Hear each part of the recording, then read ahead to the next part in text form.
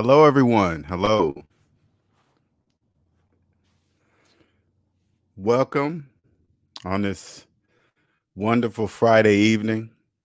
Every day is wonderful for me, actually, every single day. But I'm gonna wait as usual for you guys to get in here. Let me just get some banners straight here. That because everybody always asks me in the website.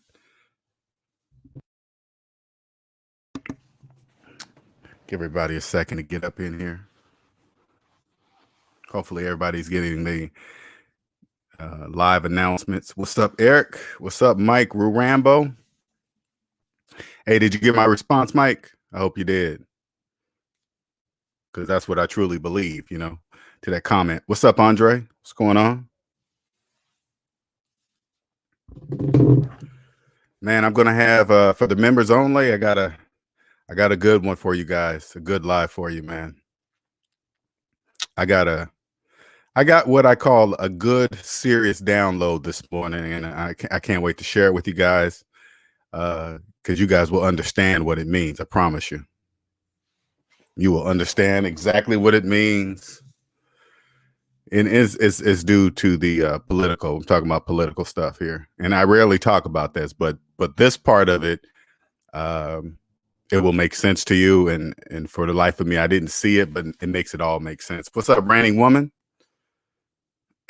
Let's talk about it, Linnell. Hey, what's up, everyone? What's going on? Just a second.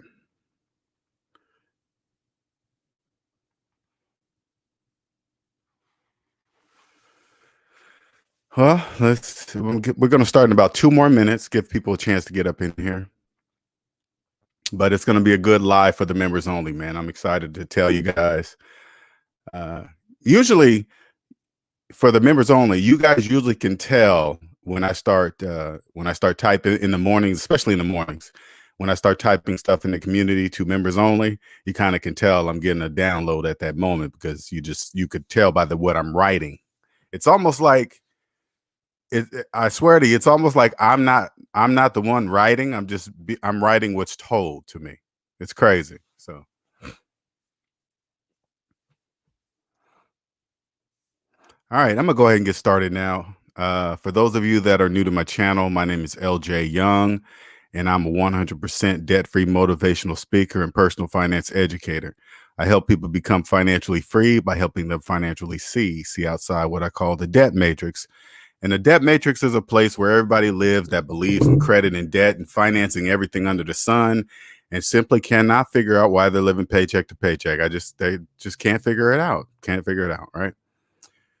These are called slaves, unconscious slaves. The debt matrix is where they live. They don't know they live there. They don't know that they don't even know they're in a matrix, but they are, right? And the reason why they live there, the only reason why they live there is because they don't trust mathematics.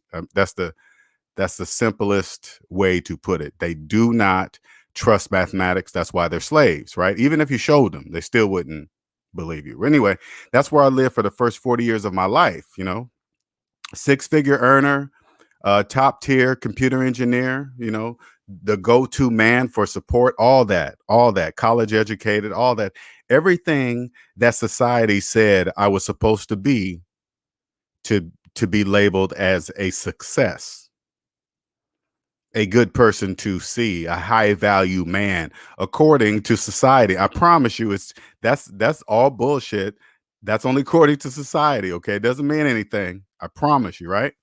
Anyway, one day this part I can't really explain to you, but I knew something was wrong. Okay. I just couldn't figure it out. I was like, yeah, I got all this. I got the nice place, nice car, make good money, wonderful job, blah, blah, blah. But something was missing. You know what that was?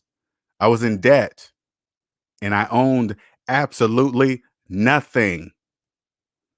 Everything around me was an illusion.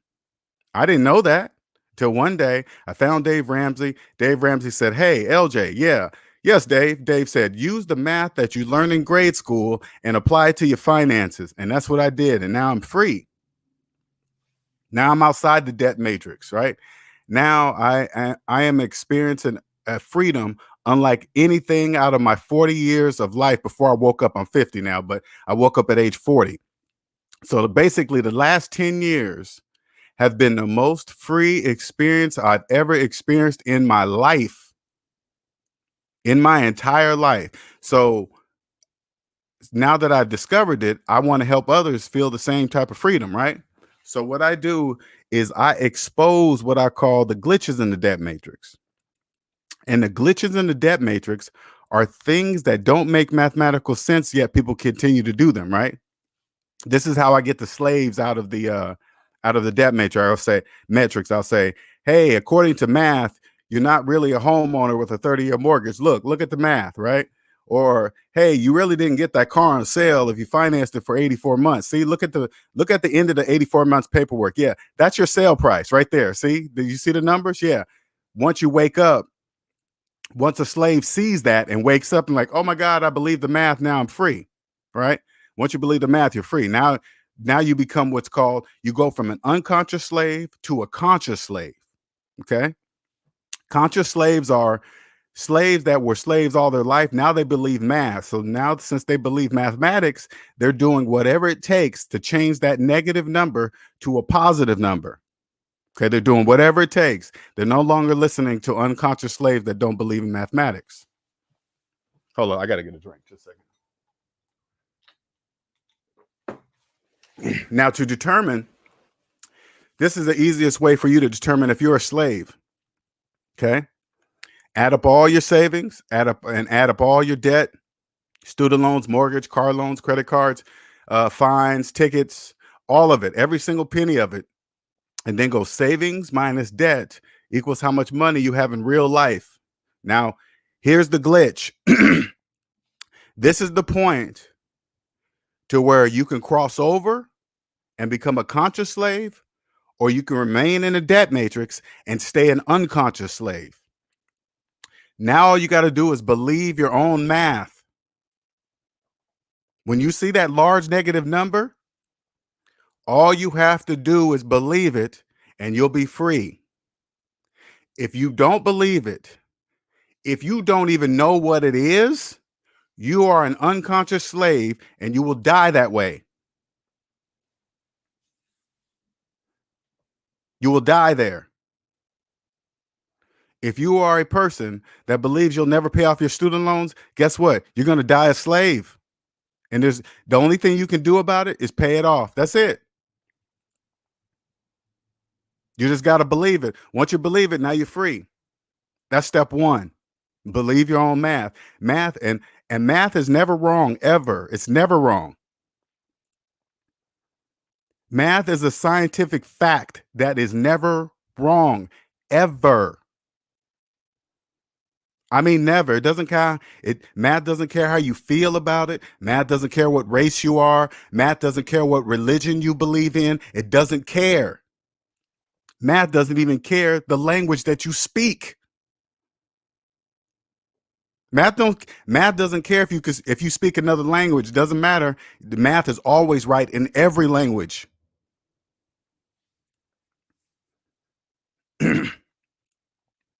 Once you believe that, you'll be free.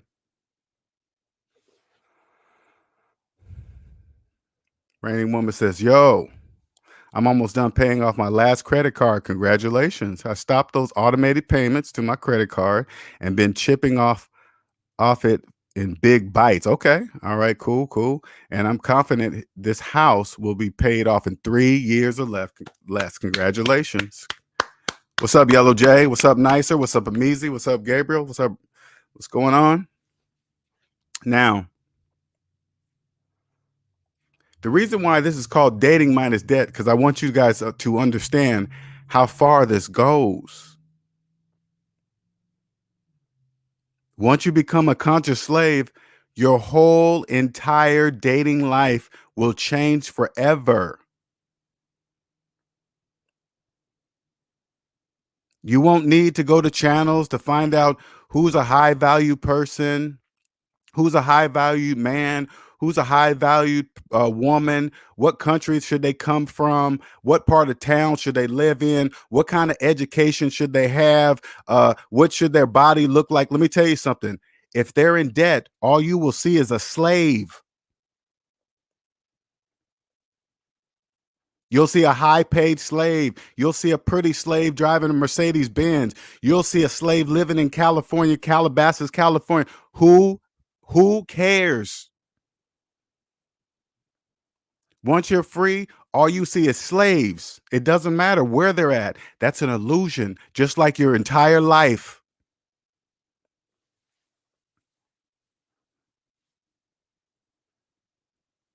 Take away everything out of your life right now with your name on it and the bank's name on it. Whatever's left is yours. What do you have? Here's another crossover moment. Mathematically, you probably have nothing. You either choose to believe you have nothing or you choose to ignore it. If you ignore it, you will remain an unconscious slave. The reason why dating comes into play, you won't date slaves. You will never take a slave serious. You most definitely will never have a child by a slave, and you will most definitely never marry one. Legally obligate yourself to a slave? Hell to the fucking no. I don't care what she looks like. It doesn't matter. Guys, you see a girl with a fat ass, guess what? That'll just be a slave with a fat ass, nothing more.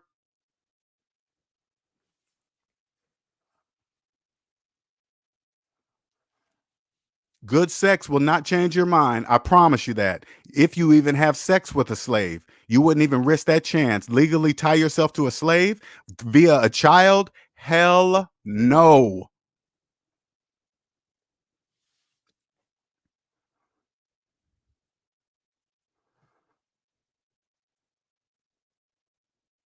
Why do you think the child support places are so packed with people just fighting over the kids? Slaves having slaves getting together, having babies.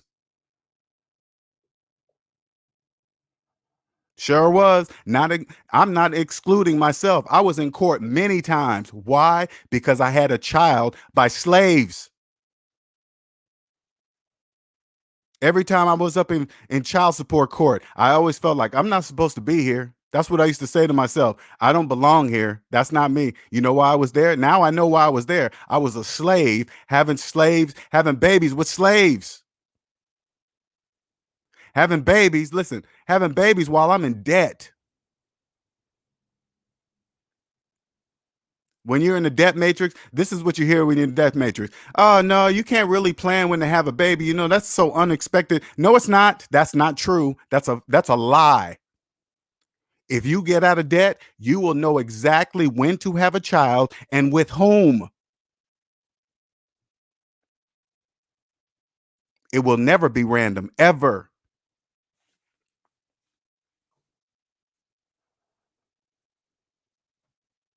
If you're a person in a child custody case and every time you're inside of court and you feel inside deep down inside yourself, you're like, I'm not supposed to be here. I'm not really, you know why? That's true. Listen to that. You're not supposed to be here. You're fucking up because you're in debt, having children with other people in debt who are slaves.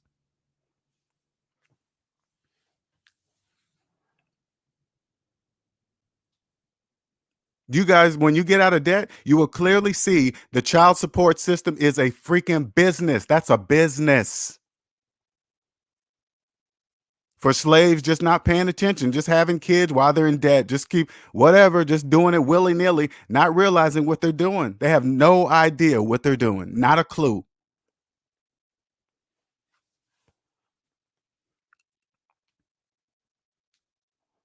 The reason why I feel that, because that was me.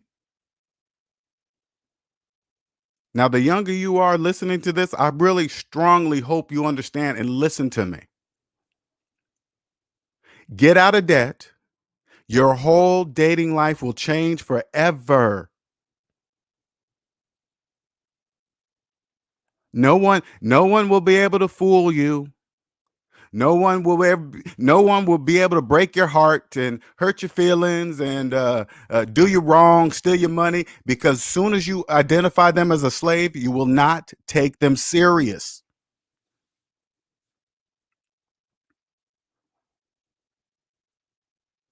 Let me give you an example so you can understand. Say like you're out on a date, you're debt free. Okay, no, I'm gonna use myself. Imagine if I'm out on a date with this fine girl. She got a banging body. She's a lawyer. She went to Spelman College. She's got a nice house in a nice part of town. She's a homeowner. She's got her shit together. And then we sit down and have dinner. And I'll be like, hey, I don't know how I'd bring this up, but I'd be like, hey, you still paying on your student loans? If she says yes, and she's been out of college for 10 years plus, that's a problem. Only slaves go to only slaves go to college for 4 years and pay on student loans for 15, 20, 30, 40, 50 years. That makes absolutely no sense. Only slaves do that. If I sit down at the table with her and she tell me she just bought a house and now her student loans are older than her mortgage, no, that's going nowhere. That's going absolutely nowhere. Sorry. Hey, we were doing so good. I know we were, but hey, what are you gonna do about that $150,000 of student loan debt? What you gonna do about that? Oh, I don't know. Well, that's a problem.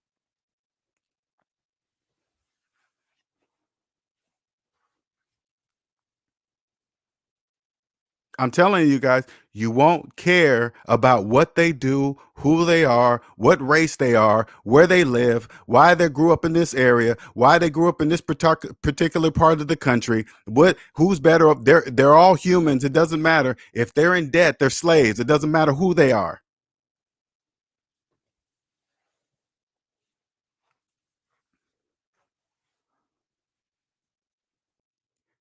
The person you're going to have children with, guess what? You're going to teach them the same. If you know what I know, if I knew what I knew when I raised my children, you better believe this would have been pounded in their head since birth.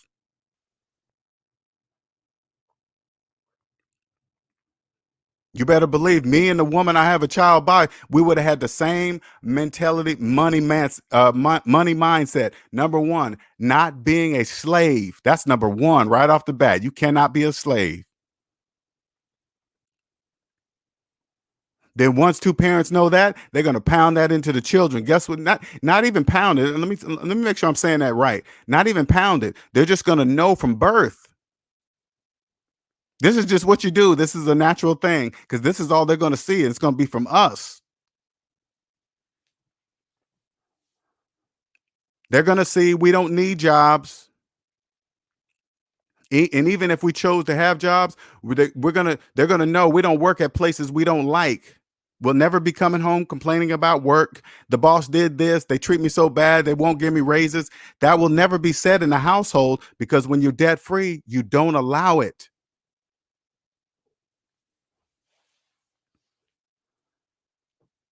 We'll be debt free, so we'll be able to spend all the time we want together, not at work. Working 40 plus hours a week, weekends, answering emails when you're home, answering the phone when you're at work, think it's normal. No, it's not. Check this out so you guys can understand what I mean about this dating thing.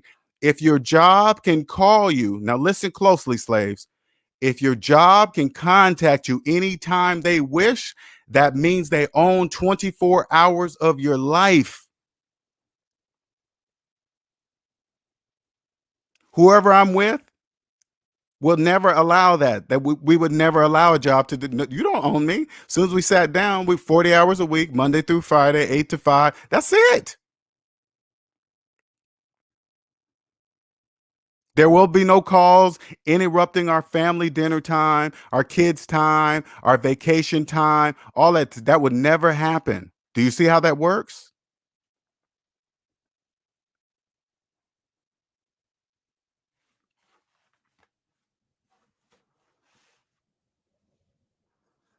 You won't get in situation because I'm gonna tell you guys, I really am. It really does bother me to know, like, Imagine being in a marriage or a relationship, and one of the partners wakes up, goes from an unconscious slave to a conscious slave.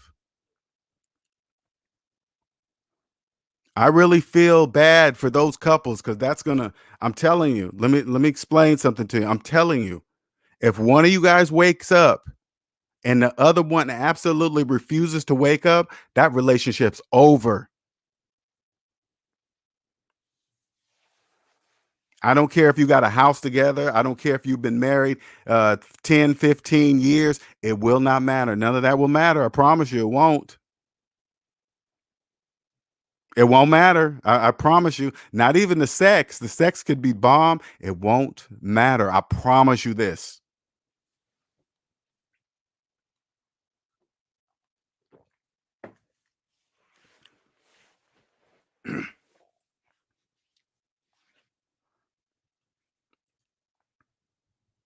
If you want if you want your life to change, if you want to stop being confused to which which YouTube live stream is going to give you the answer for the opposite sex, or how you're supposed to be, or how you're supposed to look, or what you're supposed to wear, that's all a lie.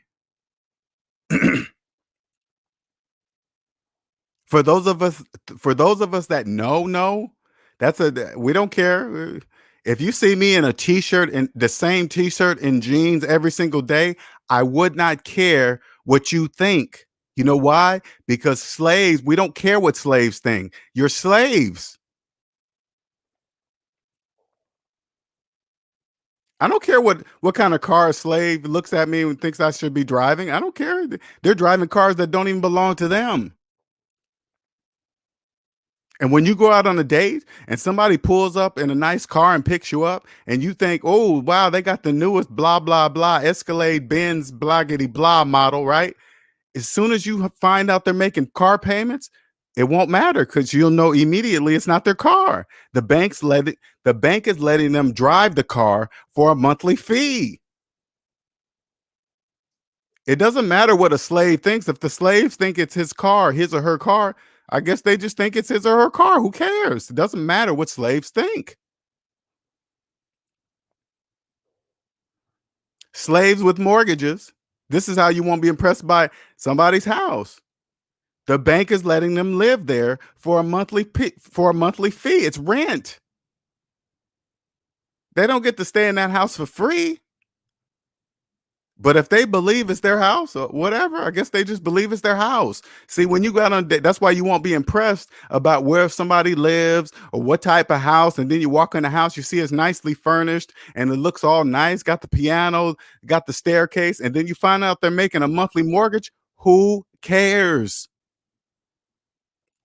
It's not their house.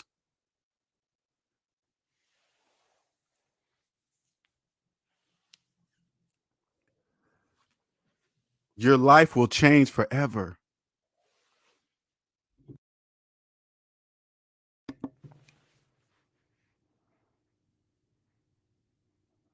You won't be impressed. And fellas, let me explain something to you, fellas, so you can understand. Your whole approach to women will be totally different. It'd be totally different. Now let me explain something to you about me. This is why I'm here today, right? Even when I was in debt and I used to go out to clubs or whatever, right? Even though I'm a man and I look at a woman's body, of course I got to be physically attracted to them, but it was more about energy. Okay, and this is something that once you experience it, which I had many times when I was in debt, but I didn't know what it was or what it was called. I just knew once I experienced it, I liked it. And when I say energy, I mean like we, as a man, and you're going to look for a woman, you do just the physical. Oh, damn! Look at that ass. I want to hit. Right? That's the regular dudes. Okay, that's the regular dudes. When you s- sexually have sex with a woman that's mental and physical at the same time, That's different. Now, the reason why I'm bringing this up is because now that I'm out of debt, it's very hard to tell you the connection of why it's connected. I don't know, right? Maybe because I know millions of people don't know something that's so simple. But anyway, that's the only thing I look for now. I'm with a woman now, but I'm just saying, when I was by myself, that's the only thing I looked for. It wasn't necessarily sex. I mean, I would go out on dates and women would be wondering why I'm not trying to hit it and all this other stuff. It's like, that's not the priority on my brain. First, you got to get past being in debt. That's number one. If that will determine if we're going to have sex or not. I don't even know I would even risk that chance of the condom break in or so. I'm not going to get a slave pregnant. Not doing that. But once you find out it's past that, okay, you cool, you got your money, you debt free, blah blah blah, right? Then we can move it on to to the next steps. Oh, I got to get some more water.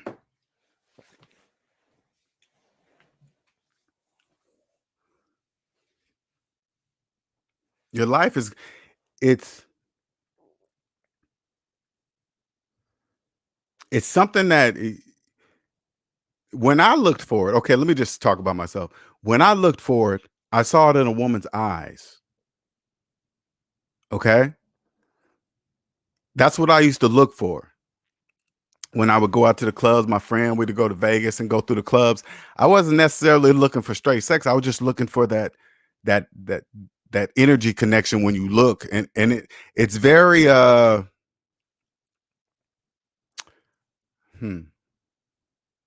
I can't explain it.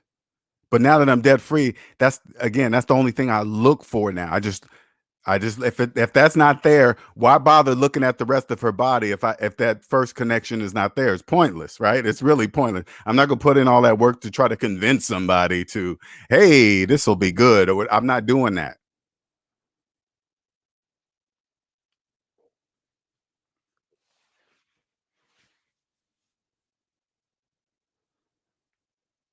Your life will change, man. I'm telling you, your whole life will change. And women, the crazy thing about it, women can tell. They could tell when I wasn't. That wasn't my number one priority. Was just to have sex with them. They could tell. I promise you, they could tell. It was just the weirdest experience. They're like, "Oh, damn, okay, this is date 3 or whatever. He ain't trying to get it. Okay, what?" Then they start thinking something was wrong with them. I was like, "Nah, ain't nothing. I just, enjoy your company. If we do, we do. We don't, we don't. It's not a big deal." Like I said, even if we get that far to even be discussing that, because if I went on a date and found a girl she had the brand new iPhone 12 in her hand and she financed, that's strike one. And then she got a car payment, that's strike two. And then she's still paying on student loans, that's strike three. You ain't got no choice but to ask, hey, what are you gonna do about all that debt? When are you planning to pay that off? If they don't have an answer, it's like, okay, well, this relationship is going nowhere. And some will ask, some will not ask, maybe not. But anybody that anybody that asks, I'll tell them you're in debt. I'm sorry, we can't go any further.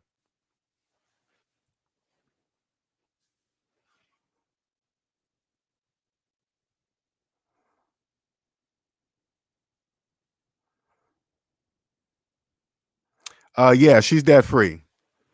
That was a requirement. I asked to see her credit report. She didn't believe me, but she's debt free. Yes, for sure. I live how I talk to you guys. I want you guys to understand that. This is how I live. I'm not going to be telling you guys to do something and I'm not doing it myself. That'd be hypocritical, man.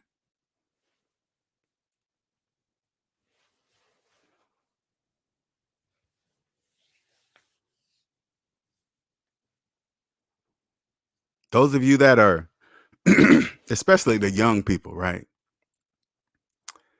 You're the young people that think 30 is old, 35 is old, right? Young people, they don't really understand to say, well, maybe they're not old and I'm just young. See, young people, I mean, you guys don't even know to think like that, right? But that's what it is. When you get 40, especially if you evolve, okay? Those of us that evolved, right? And got out of debt and now are free or whatever. Once I turned 40, 45, I was like, damn, 20 and 30, that's real, real young. Cause I'm not old, right? But when you're that age, you think it's old, but you don't realize that you're young. So right now, you don't when you're the 20s, 30s, you guys are the target. You guys are the main target to convince that debt is okay. It's okay to get 30-year mortgages. It's okay to have multiple car payments. It's okay. Then you guys all do the same thing once you get around late 20s, early 30s. You think you're supposed to be married and have children and blah, blah, blah. No, you don't. You don't have to do any of that because it's not true. You don't have to do that. Yes, there is a time you'll know exactly when to have children. That's not a mystery. That doesn't just happen. Okay, that's a lie. Okay, I want you guys to understand that. Don't be fooled. Young people, do not be fooled by people's social media pages. Okay, that's they're not going to put up the bad times. Okay, if every picture you see they're fun and smiling, that should by default tell you that that's not true. Nobody's happy like that every day, right? So you don't fall for that. It's just the you'll start once you get out of debt, you'll see the obvious. Okay. You'll just see the obvious. It's like, okay, everybody's not happy all the time. And like every okay, I'm on you young people, right? There's some people that are on social media that post everything they go to, every place they eat, and everywhere they go on vacation. Hey, everybody, look, I'm happy. This is me. I'm doing it. Well, when you're free, you really don't have a desire to do that. That's not really a desire, right? You got to think, why are they trying to convince people so hard that they're living this wonderful, happy life? Okay, if you're that happy, just live it. Why you got to tell us every single day? Okay, all of that stuff. You know what all that stuff is? You guys don't realize the majority of those people you see doing all those things, they're doing it on credit cards, loans, house refinances. It just looks that way. That's an illusion. There's no way for you to ever tell how they're paying for all that stuff. But for us, of those of us that can see, we can just look at their page and see it's clear. It's easy to look at somebody's social media page and tell they're slaves. It's easy.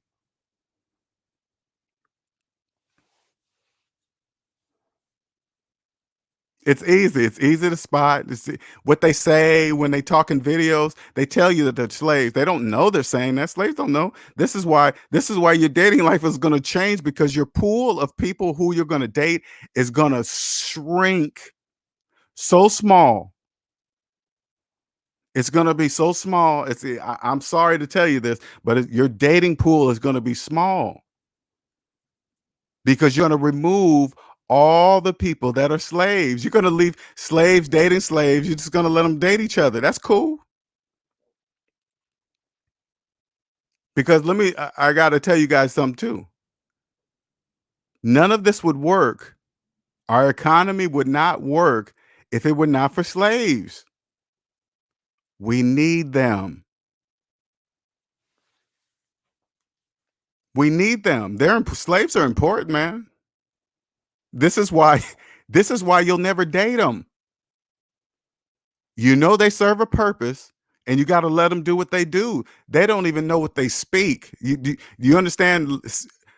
Slaves don't. Okay, this is another reason why you won't date a slave. A slave is a slave because they don't trust mathematics. They don't even know that they don't trust mathematics. How are you going to date somebody that doesn't know that they don't trust mathematics? People with 30-year mortgages calling themselves homeowners while they know it's not mathematically true. Why they call themselves homeowners? Because they don't trust math and they don't know they don't trust math.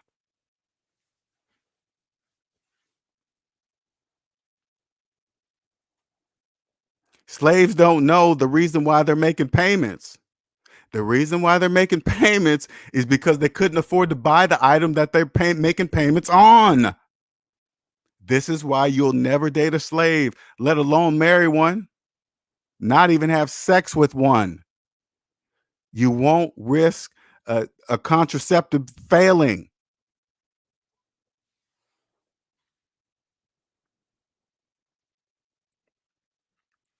People be stalking. I never understood why people post everything. I don't know. Honestly believe they're trying to convince people of something. I have no clue. It's like, damn, that's a lot.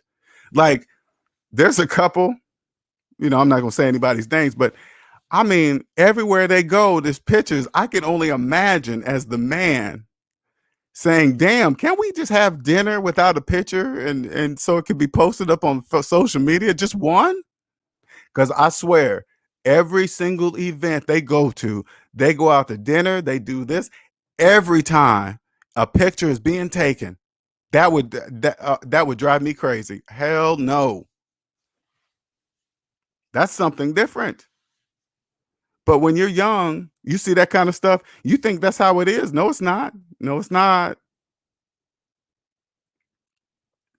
I pay attention to none of it because I have no idea how they're paying for all the stuff that they're showing you on social media. You have no idea how they're paying for it. If they're making payments, listen, if they're making payments on any of it, it doesn't matter what it is.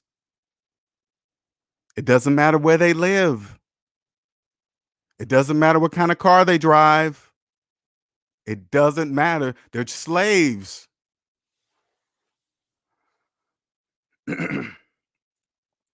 Wall says it's easy because with that debt money, you can still buy stuff, you can still pay for things.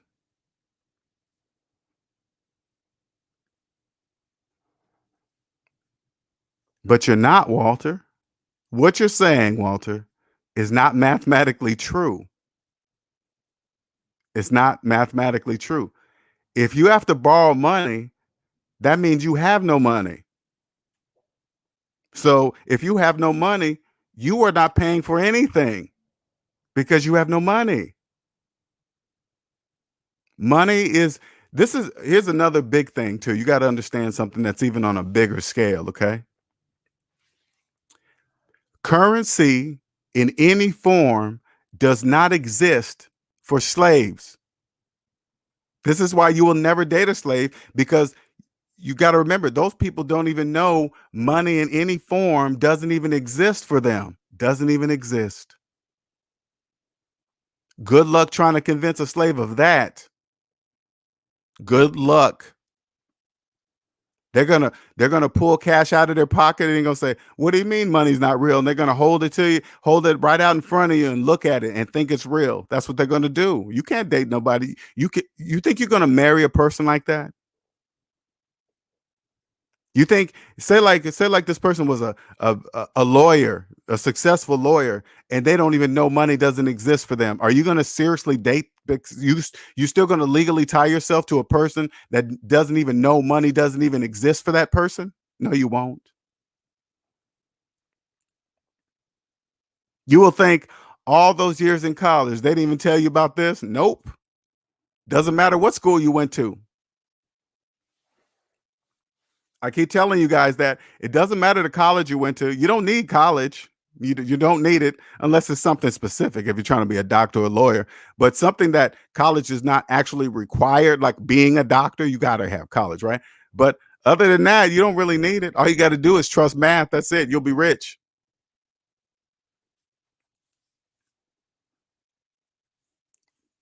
The only person you have to invest in is yourself.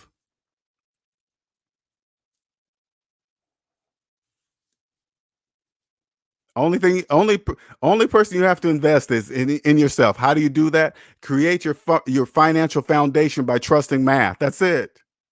Your whole life is going to change, man. They say the number one reason for divorce is money. No, it's not. It's debt. It's not money because slaves have none.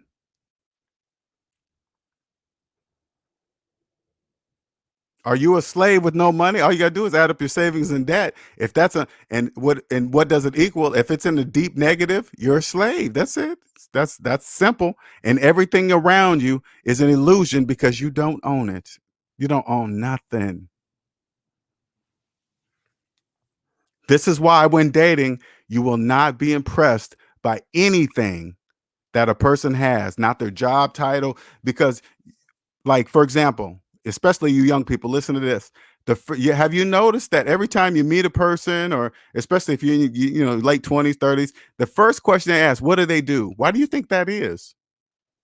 Job titles mean something to slaves. That's why they always ask, hey, what do you do? Because slaves think it means something. It doesn't mean anything. That's the only thing. That's job titles are the only thing that slaves have left to hold on to make themselves feel like they're important. That's the only thing they can't. If you can't walk up and say, "Hey, I quit that job," that job has you. The job title that you believe in, your employer gave it to you. So your employer can take it away. It's not yours. It's theirs. You're a slave.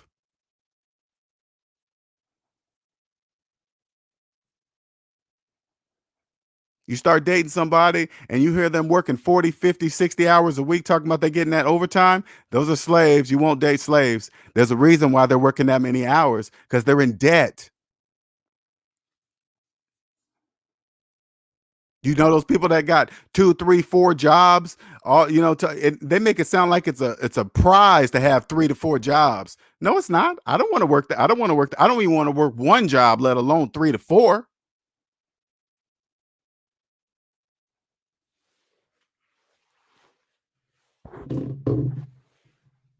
You won't date people like that, and it won't matter what they think.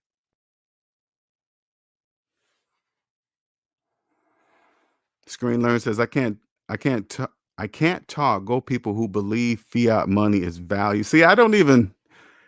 And honestly, Screen Learn. Let me say this, man. I don't even care what it's called. I think they just put fancy names. Hey, this is fiat currency, and this currency does this. None of it is real. None of it. Not fiat currency, not gold, not silver, not platinum, not dime. None of it is real. None of it. For slaves. It's real for those of us that are not in debt. It's real. But for those people in debt, none of it exists. None of it.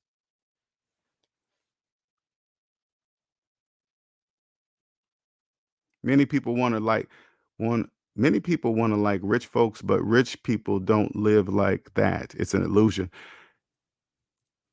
Put it this way. The majority of people are in debt. Why would I want to show the world that I have all this money when they don't? Why would I do that? That serves absolutely no purpose. I don't want them to know anything.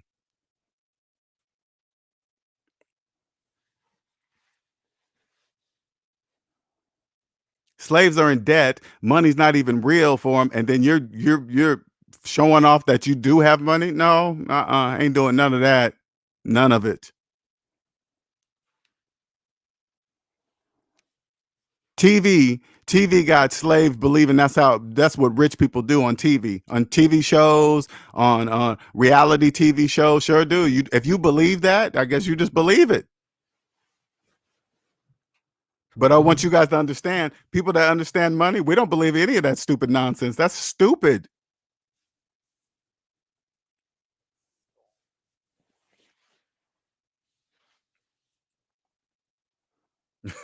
Ask you about that job title. They all do, because that's the only thing that slaves have left.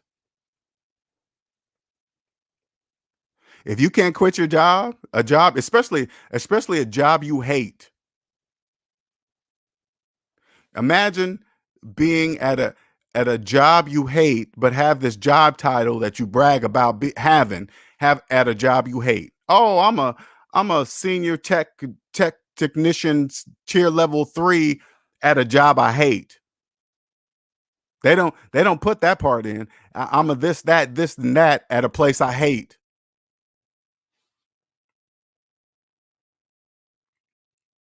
People in Atlanta will ask you what you do. If you don't answer, they will get mad at you. See, I'm not a slave, so I will straight ignore them. Hey, did you ask me? Yeah, I'm just not saying anything. I'll say it just like that. I'm just not gonna tell you. They probably be like, why not? Because you won't understand, so it doesn't matter. I don't want to explain it.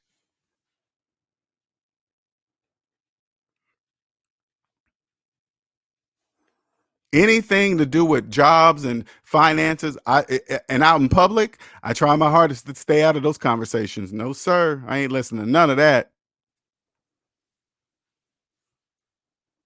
Slaves don't understand. They're slave splaining. Imagine being with somebody that's a slave and they don't know they're a slave and you love them, right? And you just want to say, "Hey, baby, just believe this math and we'll be freer than ever than we will be freer than ever we have ever have before if you just believe, if you just trust math." And they say, "No. Oh, no, to do that it'll take too many years." Like they have a choice. Slaves believe they have a choice. They always say this, "Oh man, it would take forever to pay off that car or to pay off that house or pay off their student loans." You can't walk up to a slave and say, you can't walk up to a slave and say, "Hey, slave, you have no choice. You have no choice but to pay it off. What are you gonna do? You can't do, what are you waiting on? What you're gonna wait for what? Oh, you only live once? Yeah. How are you gonna live? Are you gonna live as a slave or are you gonna live free?" Because slaves always say that, "Oh man, you know you only live once, man. Why worry about paying this off?" And they rich and they don't have that, and they have all this money. They could just not trip on my little yes, that's why they're rich, because they trip on all money.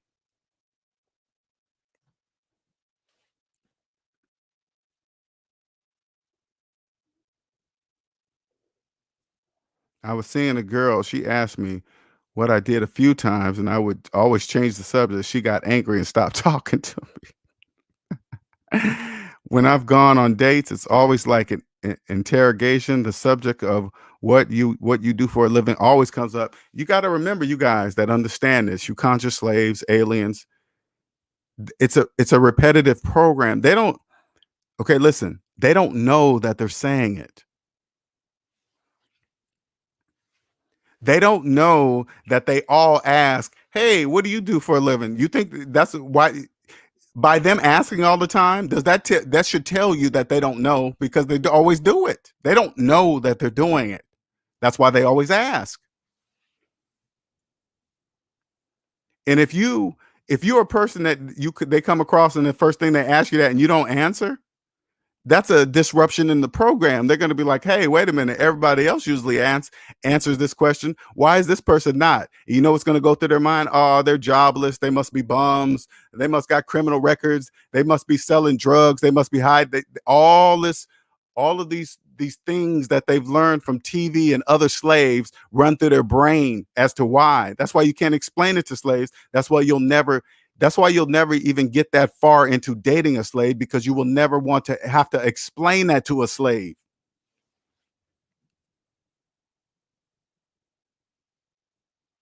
What's up, Nick? What's going on?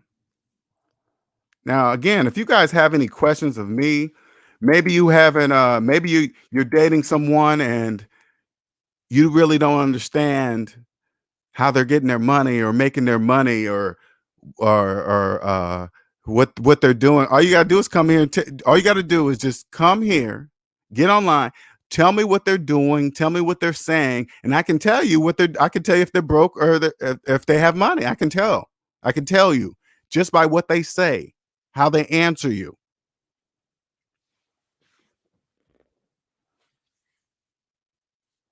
I promise you this. Maybe you're dating somebody now like that. Maybe you just want to know. I can't figure them out. I see them with all this stuff, but they don't really say how what they. I could tell you what they. Hey man, okay. Tell me what they said to you. When finances come up, tell me how they answer you, and I will tell you the answer. I'll tell you. I'll even give you questions to ask them without them even knowing why you're asking. Because slaves, you got to remember, slaves don't trust. The reason why they're slaves is they don't trust mathematics, and they don't know they don't trust mathematics. That's their pattern that slaves don't even know they have that pattern. They don't even know it, even if you told them. So I will give you questions to ask this person you might just started dating, or maybe you've been in a relationship with a person and you've never thought to ask to see their personal credit report.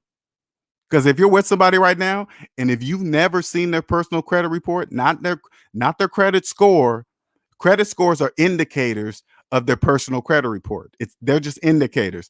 If you see somebody, it's not always true, but it could tell you things, right? But you'll know right away. But you want to see their entire credit report.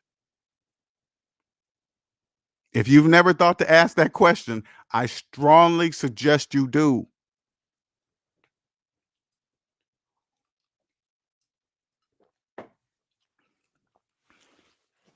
So if you're with somebody, I'm gonna give you some gems right now. Okay. Okay, I'm gonna give you some gems. If you're with somebody right now, man or woman, I want you to go up to your partner and I want you to say, hey, we've been dating, or before we take this any further, whatever, however you want to word, it's totally up to you. Then I want you to say, before we take this any further, I would like to exchange full credit reports. I'll let you see mine if you let me see yours. I'll get you my credit report from TransUnion, Equifax, and Experian, and you do the same in return. And let's exchange before we go any further. Now, if you get somebody that says, "Oh, sure, that's cool, that's fine, baby, I love you," and they toss it over, just no problem, that's a good thing. But if you come across somebody that starts to fight with you about that, oh, nah, man, you don't need to be up in my business. That's a problem. That's an indicator. That's an indicator that you're about to step into something financially that you have no idea what you're going to do, and you're going to legally tie yourself to that person. If you via a child, children the same way, via child or via marriage, it's totally up to you. But if you legally tie yourself to a slave, you're going to have problems. You're going to be in court, child custody battles, all that stupid nonsense. All those years wasted in court when you could spend those valuable, crucial years teaching them about how money really works, instead of spending on lawyers and court fees and fines and custody battles and restraining orders. All that stuff costs money, all taken away from you being free. You can't, if you're paying all that, that means you can't pay your own bills, especially if you're in debt.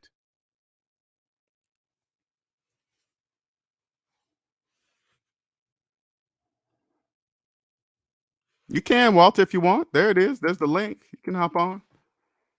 Totally up to you.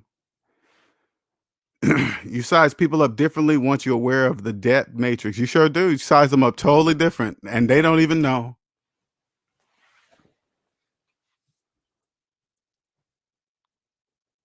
If you're young right now, too, we can see them, but they can't see you. Especially if you become debt free and if you trust, put it this way, become debt free and trust math always when it comes to the number one rule with your finances. If you never forget this rule, you will be rich, guaranteed. When it comes to your money, always trust math. Always. I don't care what the people around you are saying. I don't care what your friends are saying. I don't care what your mom and dad are saying, brother, sister, cousins. I don't care what they're saying. If it doesn't make mathematical sense, it doesn't make financial sense either. CENTS. Always trust math when it comes to your finances. Always. And you will win with money.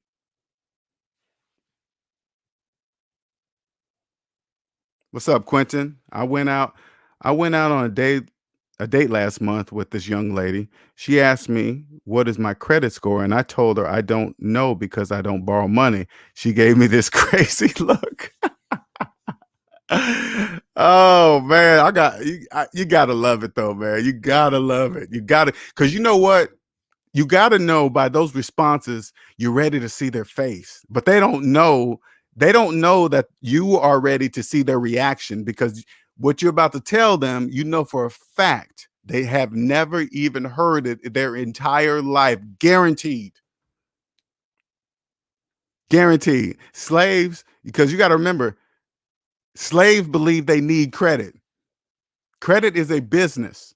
Okay, here's another gem to drop to you guys dating. If you come across a person that always talks about credit and always like credits everything, let me tell you something. Credit is nothing more than a business. You don't need it. You're not better with it.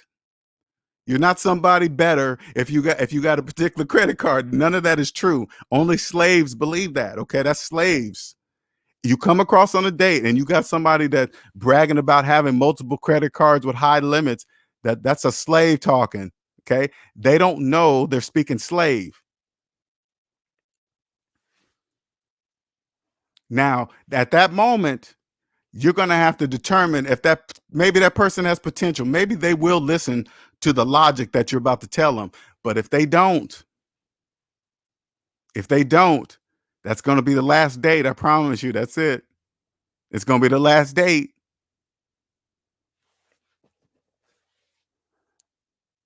I mean, your sexual life is going to change. Everything's going to change, man. It's going to totally change.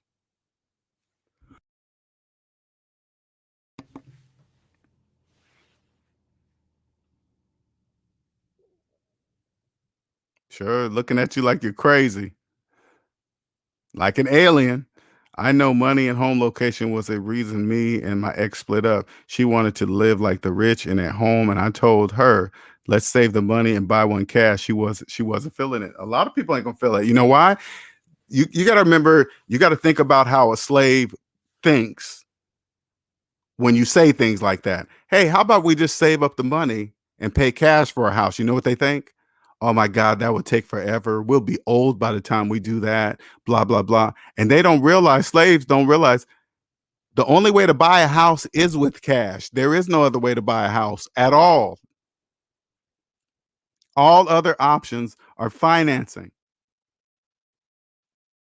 It doesn't matter if they got a great deal on a 15-year mortgage fix and bloggity blah, all this garbly goop where they try to sell you like one's better than the other. No, it doesn't matter. Either one you choose, you're still a slave, period. It doesn't matter if it's 15 years, if it's a 10-year loan at 0.9%, doesn't matter. You're just a slave a slave for the next 15 years at 0.9%. Stop bragging about it. That's nothing to brag about.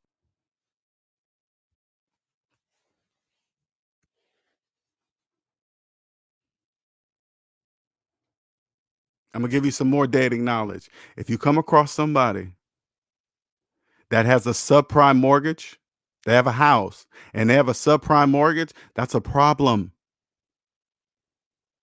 Subprime mortgages are for slaves. They're specially designed for slaves because only a slave would ever sign their name on such a loan. Only slaves do that.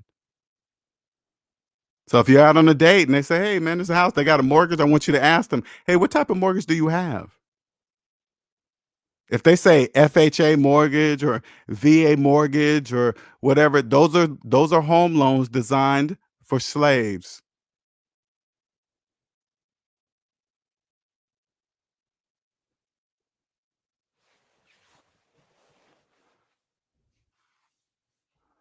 The reason why I'm even talking about this dating because this seems to be very big on YouTube now. I mean, there's so many channels just sprouting up all over the place, just like there's a million of them, all talking about the same shit when none of it matters. Now, don't get me wrong. What they do is, I want you guys to understand something. What they do is business. How I feel about what they do, that's irrelevant. That's totally relevant. Don't take what I say about how I feel about what they do. That means anything. The only thing I'm talking about is mathematics.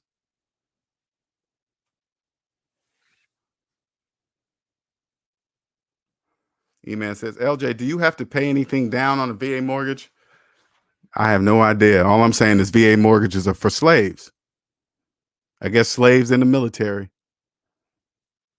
They really believe, like, people in military believe VA mortgage is special, kind of special mortgages. It's a privilege. No, it's not. No, it's not. It's not. That's horrible. That's a subprime mortgage, meaning it's below prime. If you have a subprime mortgage, I want you to ask yourself, how come I couldn't get the prime mortgage? That's what you need to be answering yourself. You need to go back to the bank, go back to where you got your loan, whatever bank you got it from. I want you to walk in and say, "Hey, can I see the requirements for a prime mortgage?" They're going to hand it to you. And then you're going to look down that list, and then you're going to see all the reasons why you couldn't get a prime mortgage. Everything they're going to show you on this list, that's why you couldn't get a prime mortgage. You need to fix that.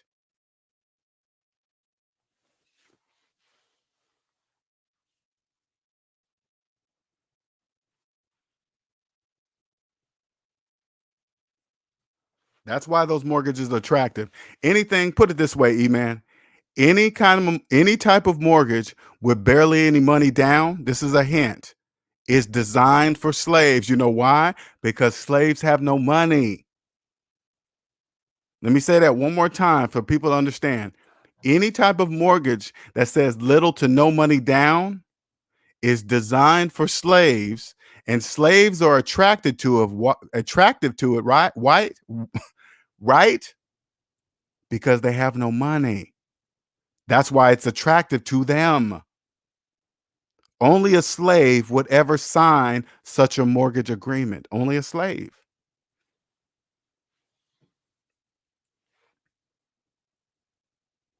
It would give me hives. Let me explain something to you.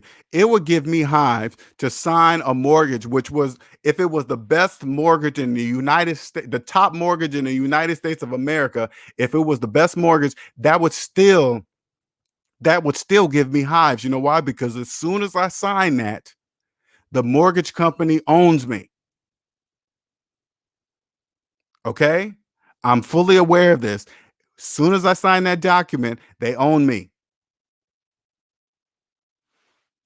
What's up, Fred? What's up, Yellow J?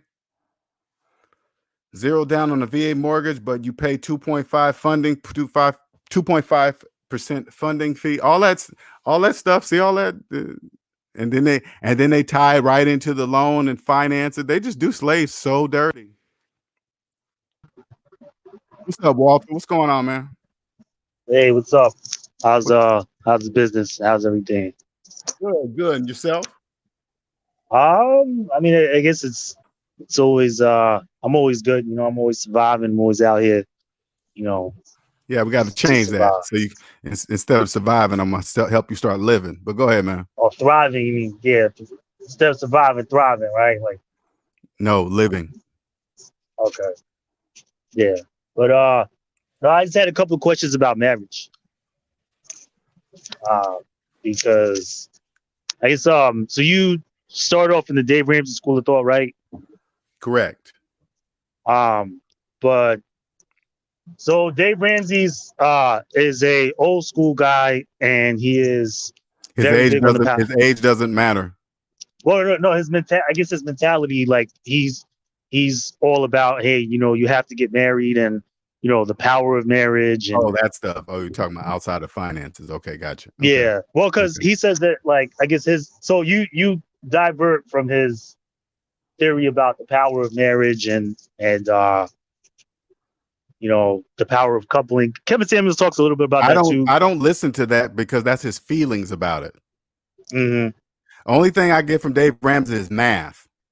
Okay. Right. Anything outside, he talks about marriage, what people should do, what religion, that's how he feels. Okay. So how he feels about something has nothing to do with me. So I don't even listen to it. Oh, okay. So you Mhm. you don't really you're not one of those, hey, you have to get married, so that you can. I mean, and I get it though. Like it's Those are right people's now. feelings. I don't pay attention to people's feelings Yeah. about how I live my life. No. Right. And that could be Um. anybody. I don't care. I respect Dave Ramsey to Yeah. the fullest, but when he talks about that other stuff, honestly, I really don't even listen to it. I don't hear it. Yeah. Okay. Mhm. So yeah, because I mean, but yeah, what you said earlier just really resonated with me. Like, you were talking directly to me. I mean, I think you know that, but I guess the power of not not having yourself legally tied to a slave. Correct. Yeah. So You don't know you are when you're a slave. You don't know you are, because I did that. I did yeah, that multiple times, right? right. And that's because I was a slave. But when I think about those same situations now that I'm debt free, I would never married any of the women I married. Never. Not But even had children, but I wouldn't even have children by them. you married twice? 3 times. You married 3 times, okay. Three And times. they were all slaves. They're all slaves, yes, including myself. Right, I was the right, right, common right. denominator. I was a slave too. So I'm not Right, saying they're bad people or right. they're horrible. No, I'm just saying I was a slave. I married a slave, and now that I'm not a slave, I would never marry a slave. Yeah. That's all. But I guess the problem comes when you were trying to like in my position trying to become not a slave, you know. So like you're doing all this stuff and then, you know, they are still they still want to do things how they've been doing, you know. What? Say that again. Who you talking about? Well, you know, my situation, right? So like Right. uh yeah, like basically she wants to be um like uh that 9,000 that we talked about last time, uh that came from my brother-in-law crashing car. That's Yeah, I remember. technically a marital. Yeah, I so remember. that's a marital asset. Hmm. So technically, I'm supposed to split that in half. Yeah. With her, right? Hmm. So she, instead of putting that on her, because you remember she financed the car at 28%, Yes. Hmm. right? So instead of putting that on the car, she's gonna buy Christmas. She's gonna buy a bunch of furniture and shit and Okay. stuff, right? So Hmm. Hmm. that's gonna you know, I don't know. I don't really approve of that use of the money, but you know, that's not. We're not. It doesn't matter. That's what happens when you. That's what happens when you're married to a slave. They do that Right. instead of paying their debts off. They get in more debt. That's what they do. Right. So basically, she's getting in more debt, right? Because Correct. she's using that money. She's financing. She's buying that stuff, financing that at No, 28%. no. She believes the money that she's gonna get is real, and it's not. Right. So she's not Yeah. gonna pay debt off. Slaves don't pay debt off. They go deeper in debt. Right. I guarantee you, if you had $100,000 and you said, "Hey, babe, take this money and pay off all your debt," I guarantee you she wouldn't pay off her debt. Guaranteed. She'll pay it off after she gets stuff that she wants. There is no after. See what I'm saying? See how slaves think they can do something else? You give them the money to pay off the debt. You give them the Right. exact amount to pay off their debt. They have no Right. choice because you're at zero. But if you choose not to, then you stay in debt. That's all. Yeah. So you know that's. I've been trying to like convince her the last You can't. couple. You Yeah, can't. She that's can't true. hear you. She can't hear me. She can't hear you. And I know it sounds funny. I know it sounds funny, Yeah. Walter. No. But I Yeah. promise you, she can't hear you. That's why she's got a car loan with 20 something, 28%. She can't hear you. I mean, that's all she could get. I know that because she's a slave. Yeah. That's what I keep saying. I know what Yeah. she can get.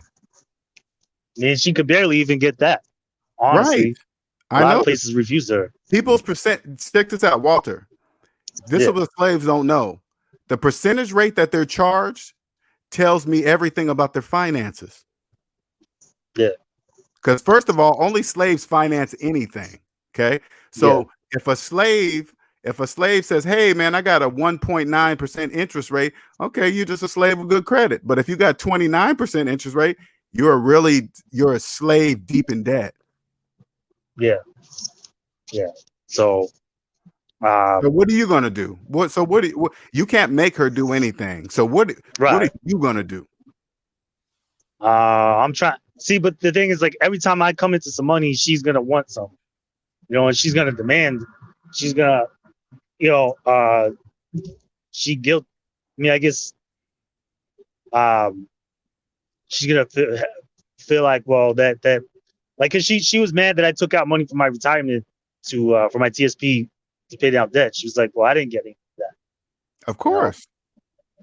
So, Now let um, me ask yourself. So how did you feel? Let me ask you, Walter. When she got Yeah. mad at you, how did you feel when she was mad at you? How did you feel? I just was like, okay, here we go again. It's like back when we were married. Like married. See, and Yeah, this is how you got to think, okay? And I'm gonna help you change yeah. your thinking. You got to think to yourself, why is she mad about my money? Why is she mad about my money? Yeah, why is she mad? She's mad that you paid off your debt. She's mad that it's not going to her. That like Right. she's still paycheck to paycheck. I understand. I understand. Yeah. I understand what she wants. She's a slave. She wants to take that Right. money and just spend it on some bullshit, but you took it and spent it off. You paid off your debt. They don't Yeah. understand that, Walter. They don't understand why would anybody take perfectly good money and pay off their debt. They don't understand. Right. Yeah. And she's just become so comfortable with having debt that she just doesn't care about going deeper into debt. She You will. know. Let me tell you something, Walter, and this is you can make this decision right now. I'm gonna tell you something that you're probably not gonna want to hear. She's gonna Yeah. be that way until she's dead. Yeah. Okay, so you have a decision to make. Are you going to take that ride with her to I mean, go I'm not really. into the deep abyss of debt? Yeah. No, I don't want to take that ride. I mean, but I'm legally tied to her.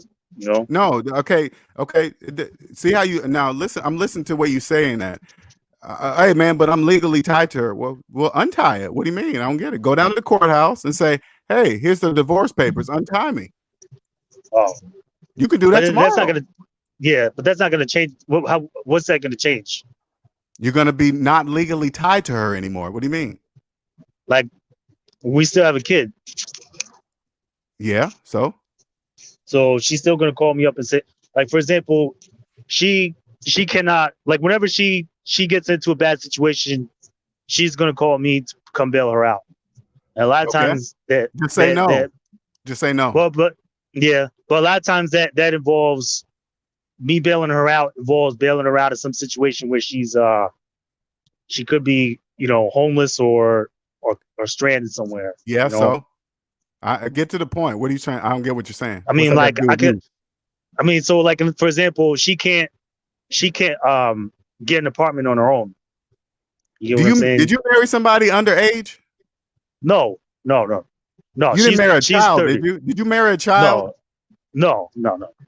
She's a grown woman, right? Yeah, but she can't get Okay. an apartment. Yes. So what's that got to do with you? I don't want my daughter homeless. Okay, take her then. Yeah, Take her and take her to she's live the with you. primary Now, because I'm gonna help you solve all your problems. If she gets homeless, you take your daughter. Now, what's the next step? What else you need? oh yeah. Well, so I guess this girl that changed gears to this girl that I went on like 6 dates with. Um, she I don't know. I can't. It's hard to get a read on her, but she has like she was complaining that a credit card would not raise her limit.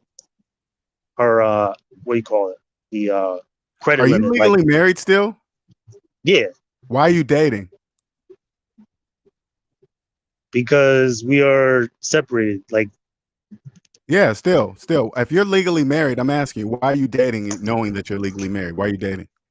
I You're always not, let them know up front. huh? I always let them know I'm always up front. No, forget them. I'm talking just to you. Oh, Why is Walter dating while you're legally married? Why are you dating? I do. What's the purpose of it? What's the purpose of it? I don't get it. What do you mean? Like, why would I stay married? Why would you date while you're married? I don't get it. Why would you do that? What's the purpose of that? Um, to move on, I guess. Well, you can't. You're married. What do you mean? You're legally married. You can't move on until that's ended. So as long as you're legally married, I don't get what the purpose of dating is for. Hey, we're gonna get so far we can't do anything because I'm married. I mean, it doesn't make any sense to me. I mean, if I found somebody that I wanted to marry, I could easily undo it. You know, I want you to but hear I haven't yourself really. I want you to hear yourself what you're saying, because I don't think you hear yourself what you're saying. Okay. You All right. you can't date anybody if you're married. People, a lot of people here are married. They don't. I mean, Okay, again, I'm that's not talking about yeah. anybody else. I'm talking about you. Yeah, Stop worrying about what people around you are doing. Who cares what they're doing? Those are slaves. yeah, Now listen. right, In order for you not to be a slave, I need you to understand what I'm asking you. Why are you yeah. dating when you're legally married? To maintain the benefits, basically, to maintain the marriage benefits, You said what? to maintain the marriage benefits for everybody. Like we can still file taxes. We can still file taxes together. We can still she's like her other children still get insured by TRICARE. Uh, That's fine and dandy. I'm asking you again. Why are you dating though? and why not? Because I guess like we haven't been together. We haven't been like actually physically together in like 4 years or 3 years. If you keep the reason why I'm asking you this, because I want you to hear your responses. If Yeah. you ever want to be free, Walter, you got to stop talking the way you're talking. It doesn't matter how you feel about whatever you're feeling. You're legally you're legally bounded to this woman. You will never be free as long as you're legally tied to a slave, Walter. Our finances are separate. Like the See what I'm like her saying? I'm gonna say this again. I yeah. don't care if you think your finances are separate while you're married. The only slaves think like that.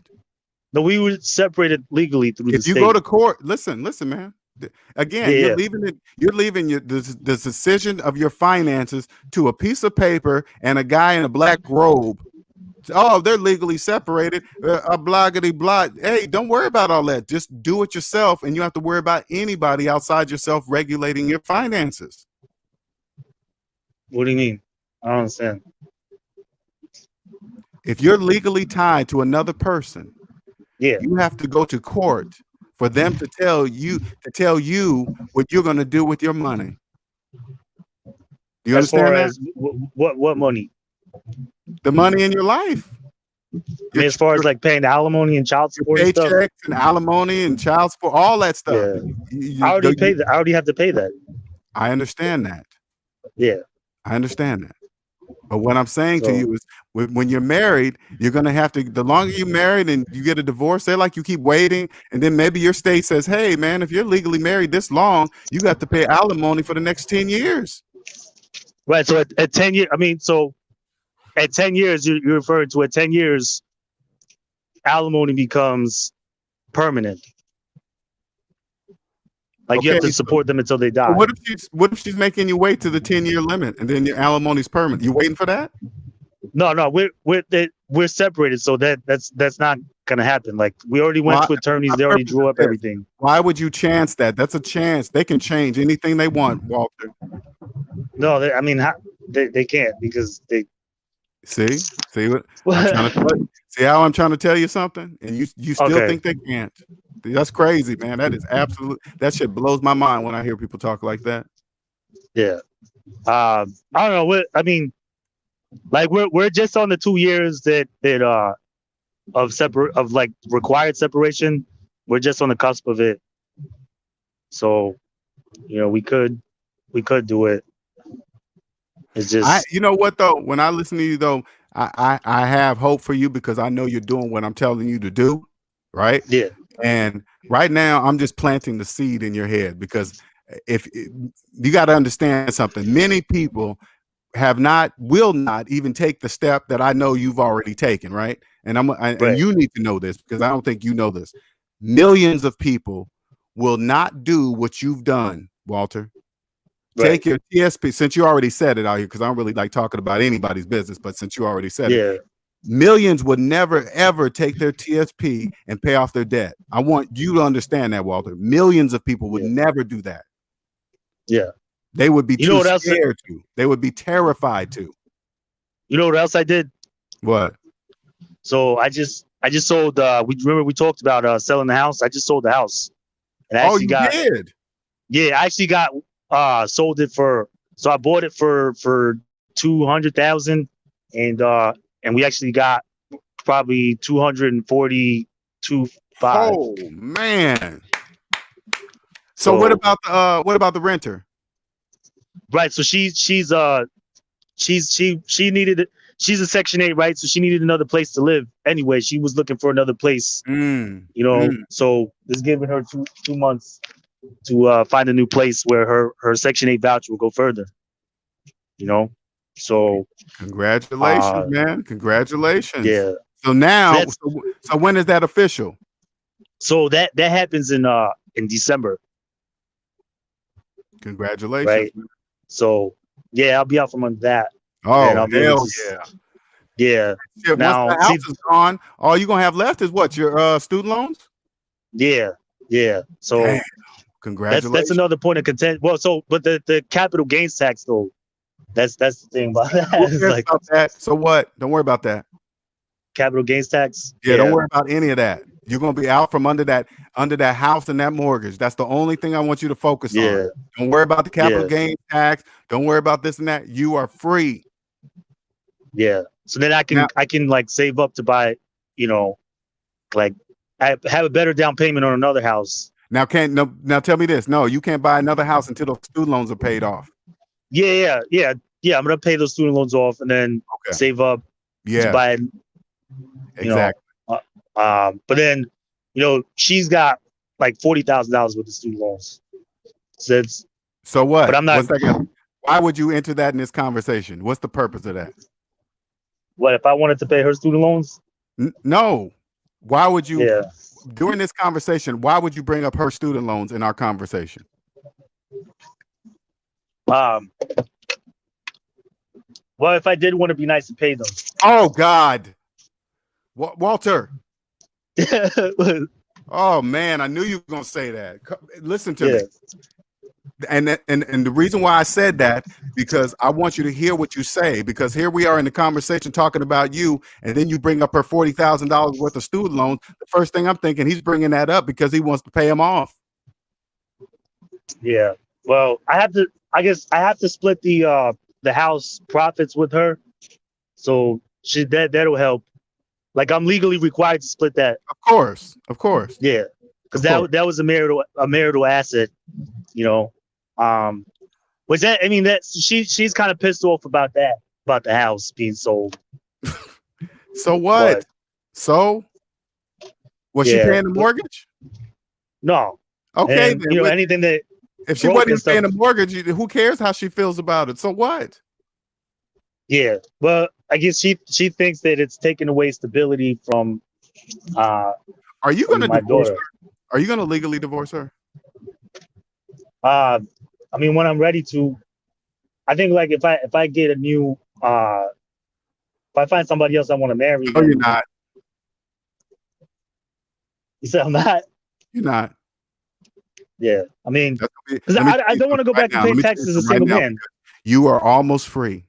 And I'm gonna tell you something, Walter. Your downfall is remaining married to that woman. That's to your wife. That's gonna be your downfall, man. You're about to be free. You don't realize you sold a house just before the worst economic housing crisis Yeah. that's gonna happen. Before you even did, man, you got out of it. You have no idea what you just did. Yeah. Because interest Congratulations. rates are That's down. like hands down, congratulations. You need to take the Thanks. remainder of that money, pay off your student loans, and you're gonna be free. But if you stay married, if your wife finds out that you paid off all your debt and you have no debt, she's gonna, man. Yeah. Now she already is. I mean, she's gonna. I can't like. She's going to call me and create these, you know, in a pinch situations that I have to bail her out of. She's gonna continue to do that. You know why she's gonna do that? Because she knows I have the money. No, she knows you're gonna do it. Forget you having the money. She knows you're gonna do Yeah. it. Yeah, that's true. And No, yeah. it is. You're right. It is true. That's why she called you, because she knows you're gonna do it. Yeah. And she knows I don't let but I was hoping Hopefully, that this is what I'm hoping for you. Hopefully, yeah, hopefully the freedom of being debt free will sink into your skull. And then you're going to realize the only thing preventing you from being totally debt free is being married. we'll be married to her. You mean? Correct. Yeah. What you're going to do. This is what I see you doing. Okay. And I hope it's not true, But you're going to find yourself with a lot more money being debt free, and then you're going to spend it all on her because you haven't. Yeah, I mean that would happen, marriage or not. You know what I'm saying? Like if we were married or not married, that would still that's not really the legal marriage part isn't really the factor here. You know what I'm saying? It's just the relationship that we have is like, she's even when we were married, it's like she would create a hole in the budget. She would do something, and then I would have to come in and cover it up. For you know what I'm saying? Like she would go withdraw. She would go overdraw an account by thousands of dollars, and then I would have to figure out how I'm gonna fill it This back is up. way this is deeper than this is deeper than that, man. Yeah. So I You mean, have that's when we were married. Well, it Back when we were doesn't matter. married. See how you keep saying that's when we were married. You still are married. I mean, yeah, legally, yes, we're married, but I mean, Yes, when like that's her, all that matters. Is it legal? Yeah. It doesn't matter if you guys living apart. It doesn't matter if you guys been separated for 10 years. It doesn't matter. legal separation, it does matter because like in this state, Virginia, I'm it not has talking about separation. I'm talking about if you're legally married. Period. yeah, I don't care about yeah, your finances are separated. I don't care she lives here, I live there. It doesn't matter.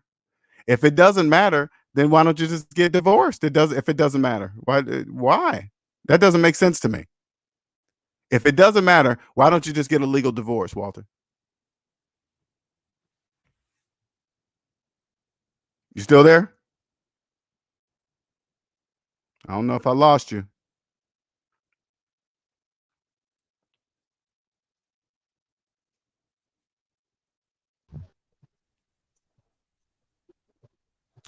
Yeah. Walter, I'm gonna hang you up, man. Come back if you can, because I can't hear you if you're speaking. So I'm a hello, yeah, can oh, you hear there me you now? go. Okay, now I can. Yeah, sorry, that was her call actually, but yeah, I guess I don't know, I'm just not in a rush to go back to filing as a single man. Hmm. That's the big thing. Like going back to, because I'm gonna have to pay like more taxes, and I'm gonna have to pay taxes on the child support. Because alimony, I can deduct alimony out, but child support, I'm gonna have to pay taxes on child support. And they have it set up so that like I'm the one that has to pay taxes, not her. I'm just listening to all the excuses that you're coming up with. Yeah, It's amazing just to listen. yeah. It's like you're thinking of everything possible not to let her go. I don't Everything. I don't want her that way. Like I don't, like we're not uh we're not you know physical or anything like that. Like when she called, did you just click over and talk to her? No. I didn't. You just said she called. Yeah, she called Is the that why we screen. couldn't hear you? Because you were talking to her? That's Did you what talk to her? interrupted us. Did you talk to her? No, like I let the phone ring. No, I did not.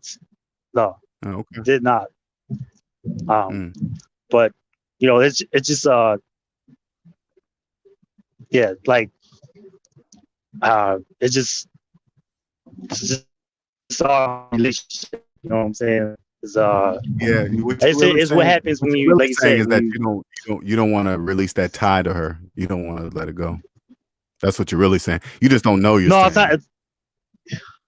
I don't know what I'm saying, because No, you don't know that you're saying it. I mean, like, Exactly. You don't. okay, yeah, And one thing, and but even while I'm talking to you, I know I planted the seed in you because you're doing the plan that I gave you. You're doing it. Okay, so yeah, that's how I know. So the seed is planted, right? You just gotta hit. She's got to yeah, make you hit something hard, a hard brick wall before you wake up. And she's gonna do it because she's a slave, right? She's gonna keep digging, going deeper and deeper in the hole, and then one day you're gonna hit ground floor, and you say, "Man, if I keep going this direction, I'm gonna be back in just as much debt." The day I talk to LJ, I'm gonna be back into it, but this time I'm not gonna have any retirement money to get out of it. I won't Yeah. have the money to pay all this other debt off like I have. You're gonna wake up Yeah. So because you're gonna remember the feeling when you took the money from your TSP and it uh-huh. passed right through your hands, straight over the debt. You're gonna remember that feeling. Yeah. Now I remember that. And then that was like, honestly, that was like one of the few chances where I get like a large lump sum of money all at Right. once to pay down debt. And every other time When's the is, last time that happened in your life? yeah, like When? 30,000. Yeah, when has that ever happened to you in your life? The last time that happened was probably 2014. That was If like you right go before that I deep, met her. if you go that deep in debt again, that's never going to happen for you again, ever. Yeah. Well, I got a bonus at 2004. I got like a $30,000 bonus. I had like 30,000 in the bank. That's before when I was still single, you know. Mm-hmm. And yeah, I was doing it. Then I met her, and you know, just everything happened, transpired so fast. You know, Yeah, man. If you she was. you talk about her a lot. You notice that? I I don't talk know if you about. know. Yeah, you talk about her a lot, man. You do. I mean, she was my first relationship. You know, she's my first Did you hear what I everything. said though? Did you hear what I said? You Yeah, talk I about talk her a about her lot. a lot. Do you know Yeah, you talk about her that much? Do you know that? not really. I mean, You don't even know you do it? nah. Mm. Well, Yeah, I'm pointing it out to you. You talk about her a lot. yeah. I I mean, have I don't talk I have about her to new girls. I have no desire to talk about any of my ex-wives. No desire at all. Really, I mean, you have kids with them though, like Yeah, I do. so So, that's some factor, right? no. What's I that mean, got to if do with they, anything? It got nothing to do with nothing. yeah. I mean, Nope.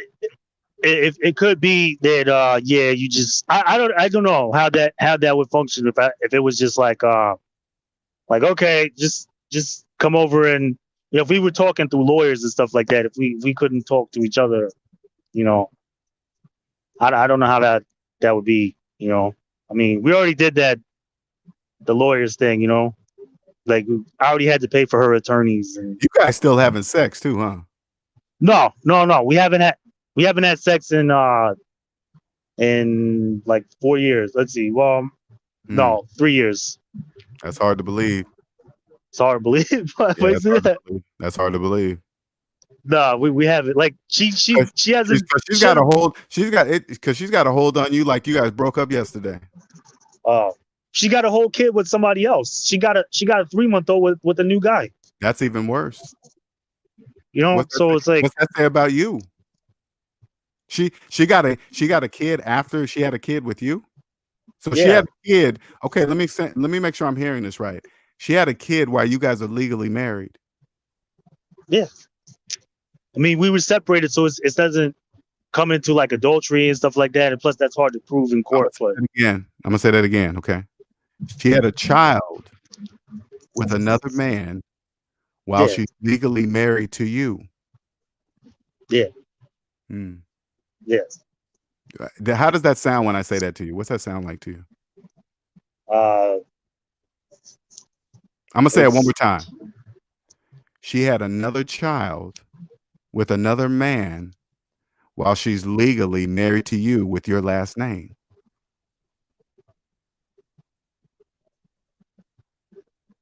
yeah. She still has my last name.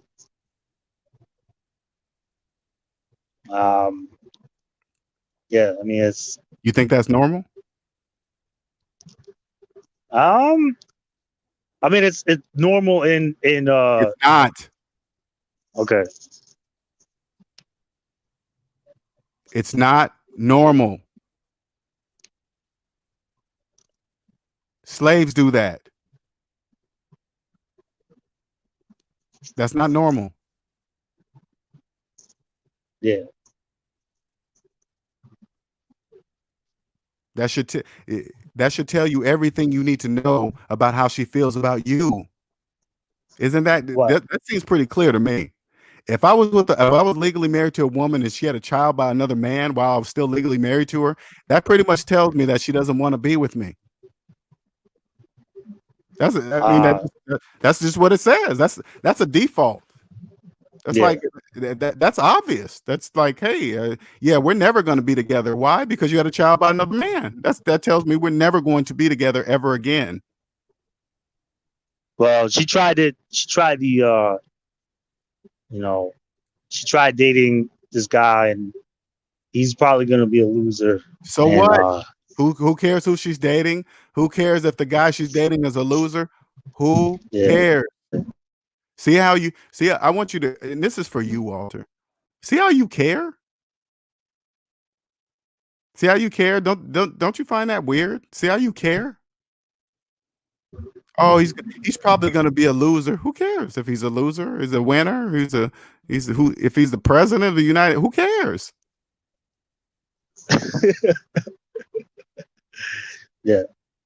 Who cares if he So got money? If he's a successful lawyer? Who cares? Nobody cares. But you. nah, he's Oh, you gonna well, tell me he's who he around. is? Go ahead. Tell me about him. Tell me about him. Go ahead. Tell me about him. He's around my kid though. You know what I'm saying? Sometimes that's. Okay. Tell me about him. Tell me about him. You seem to know a little bit about him. Tell me about him. I mean, I do know about him, but Yeah, tell me. I want to hear. What do you know about him? well, he's he grows weed, and you know, he collects disability now, so they can't. She can't go after him for child support, right? Because he's on disability, and So let me make sure I got this straight because I want to make sure I'm following the story. yeah, Your wife had a child by a guy that's growing illegal weed and getting disability. yeah, Okay, go ahead. yeah. I mean, that's she tried swirling, you know, She tried to what? What? I don't know what that means. What? She tried to what? swirling. I mean, she's not a swirler, but she tried to go the What is a interracial route. swirler? I don't know what a swirler is. It's interracial. It's like interracial dating, but it's a certain Oh. mentality. Yeah. So You mean like she's dating somebody outside of race? well, yeah, she did. She thought that white was all right, you know. So like when What let me tell you something, Walter. like when we Let me tell you something, Walter. like, hey, What you're not taking you your wife to enough restaurants, you know. when Like I'm you gonna take her to a when you restaurant. what you know how you described him to me? Yeah, That tells me more about her than him. yeah. If I But was that out on she a date, if I was out on a date and this woman said, "Hey, I collect disability and I grow weed illegally," I say, "Well, we're not dating anymore. See you later." yeah. I won't even have sex with that person. But my question to you is, how do you, okay, tell me this. How do you Yeah. know what he does? How do I know? Yeah, how do you know Because what he does? she Only tells one me. person could have told you this. Your Well, no, wife. I see it. I see what he does. Like I see because uh we were I guess when we were separating, he was living with us. Uh Say like we were what? living together. We were living together Okay, when I'm we were confused. separating. I'm thoroughly confused. Now tell me, I don't get what you just said. Yeah. All three of you We guys were were living together once? yeah, one time like when we first separated back in 2015, we were or 16, we were all living together. Like she moves people in fast, right? Like she moved me in fast. But she was pregnant, right? So she moved me in fast. She try to do the coupling thing, trying to consolidate bills, like How do you feel about fast enough. yourself, Walter? How do you feel about yourself? What do you mean? How do you feel about yourself? I love myself. I mean, what? Why would I not love myself? Because you're doing things that tell me that you don't love yourself. Like what? I don't understand. You're still doing for a woman that has You're still doing for your wife that had a child by another man, and you're still doing for her.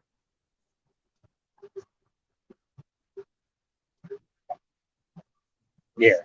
She just disrespected you right in your face, and you're still doing for her. So my question to you is, do you love yourself? How is she disrespectful? She had a child with another man We weren't while together. I married mean, to like we you. weren't. While married to Yeah. you.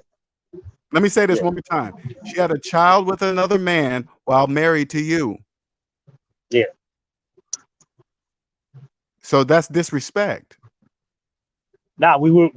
I mean, yeah, we could have waited until the whole 2 years. Is that we saying like we could have done that? She could have done that. Are you an actor? Yeah. No. What are you talking about? Like, Because this can't be real, what I'm hearing from your mouth. what? Are you really good? Do you go to different channels and just talk? No, because you're doing my plan. So that can't be true. Yeah. I mean, I'm going on to Ramil Amir's show. I'm going on that. I'm going on to Tony Macio's. But Aren't you tired of going on shows? nah, I mean it doesn't Talking about the same thing?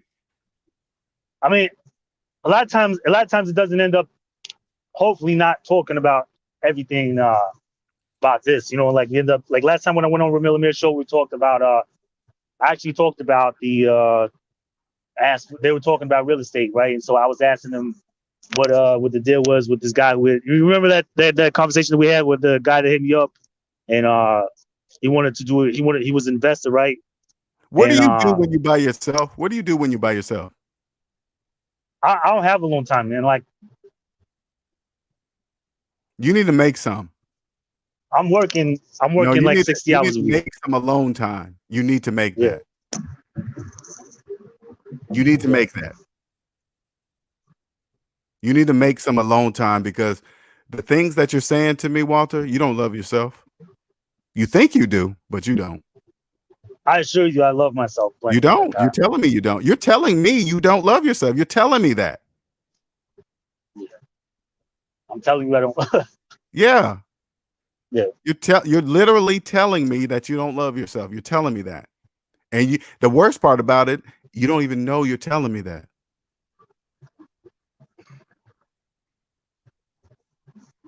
You don't even know it. But you keep following my plan.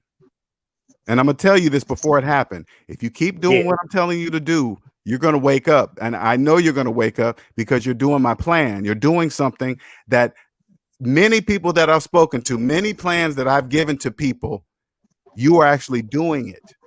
So I know you're going to wake up.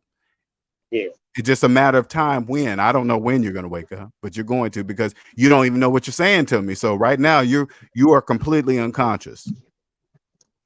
Unconscious of yeah. Well, I guess Do you think, okay, let me ask you this. And you listen to how I speak, right? You think if I was married to a woman and she went and fooled around and had a baby by another man, do you think I would still be married to her? I don't know. Like it depends on No, I'm telling legalities you of it. something. It doesn't depend on anything. The only thing it depends on is the judge. When I bring the paperwork of the divorce papers, that's what it depends on, and nothing else. If I came across that and she said, "Oh yeah, by the way, I'm pregnant," I say, "Okay, here's the divorce papers. There's nothing to talk about." Yeah, that's reality. People, I mean, because the legalities of it, right? Maybe it doesn't make sense for them to do that. You know what I'm saying? I mean, it just depends on. I don't know what you're talking about. Well, I guess. So, like for let's say, like for in my situation, right? The only thing that will happen to me is that I'll have to pay more in taxes. I wish you would That's stop thinking about. I really wish you would stop talking about money and taxes and. I mean, those are just all excuses for, this is what it sounds like to me. I'm accepting the disrespect because I got to pay taxes. I I mean, I guess I don't understand what's disrespect.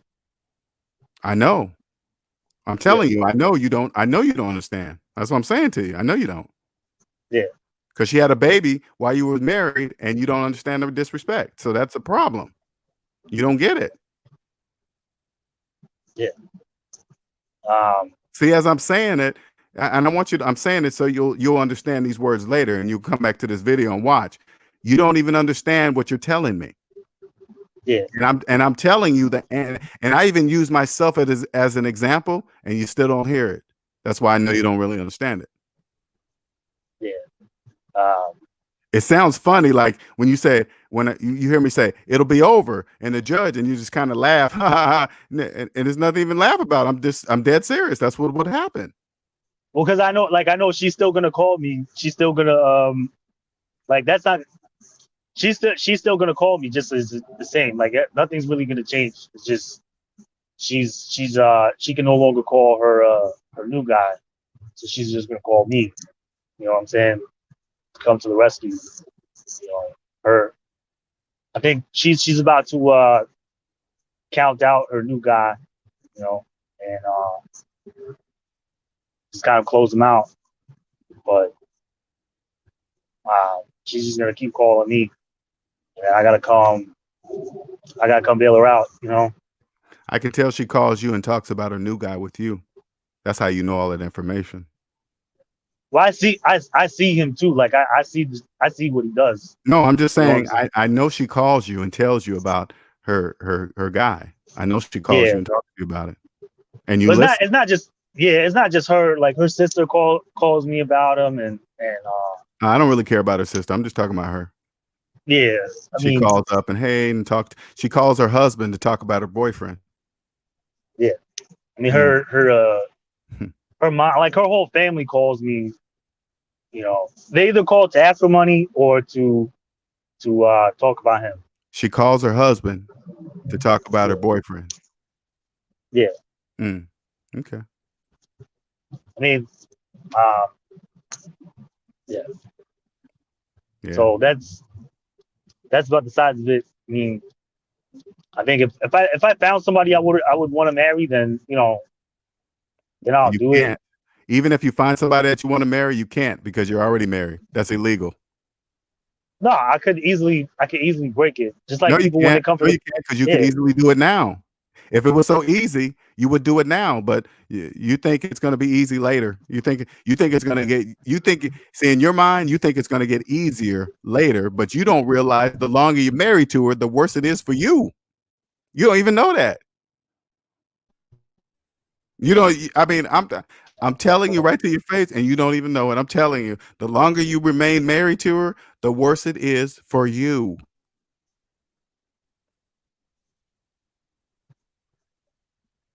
Yeah. Well, like the alimony has been set for 3 years, so that's not going to change. But Who cares about the alimony? Why are you bringing that up? because that's the thing that would come into play is that hey, Hmm.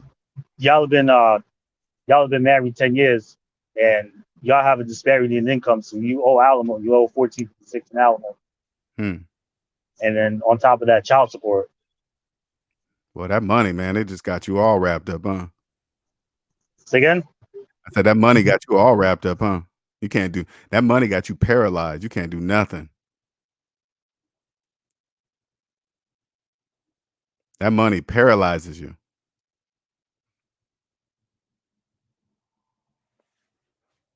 You still there?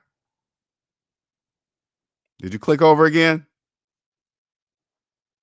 Walter, I can't hear you. You have been on the phone for quite a while.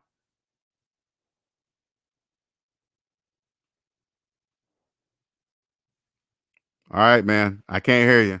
all Call right, back. yeah, yeah, Yeah. yeah. I Huh? I can't hear you, yeah, she man. keeps calling. Yeah, and Yeah, you keep so clicking over. um, So what did you tell no, her I this could. time? I When you just clicked turned the over, what ringer did you tell her off. this time? I turned the ringer No, off. I what turned it off. She keeps asking no, I said, what'd where you I tell her am. when you no, I'm saying when you clicked over, what'd you tell her? I didn't answer. Yeah, you did. Nah, That's twice you answered. Well, I mean, what do you say to her? Do you say, "Hey, babe, I'll call you back. I'm on the phone. I don't Sorry." call her babe. Okay, I'm I just don't call her asking. babe. What did you say to her? What do you say to her? I'm curious. I just ignore her. Like right now, I No, ignored. no, you didn't. Yeah, No, you didn't. You be gone too yeah, long. You be gone way too long. Like the two pauses that just happened, yeah. ignore doesn't even interrupt the conversation. It might bleep it. But when you click over, that's different. Nah, I did because I didn't I didn't want to decline it because then it'll send her to the voicemail. You know, No, so if you didn't decline it, so what'd you do? I don't get it. What'd you do? What'd you I say? just turned the sound off. I Just didn't tell say me what you anything. said, man. Just tell me what you said. No, I didn't say anything. Yeah, you did. No, it did not. Yeah, you did. All right. And when you and let me tell you something, you do know if it's the truth, you know you're only lying to yourself, right? You do know that, right? It doesn't matter. Yeah, It doesn't matter if you're convincing me or not, but if it's true and you're yeah, saying no, then you're only lying to yourself. yeah, yeah, Okay. All right. yeah.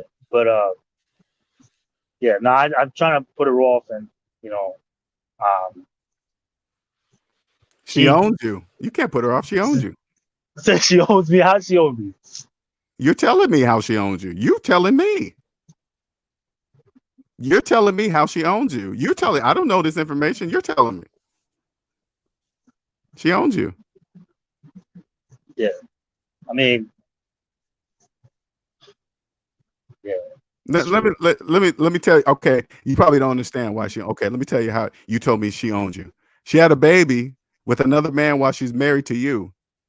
Yeah. She calls you she calls her husband to talk about her boyfriend.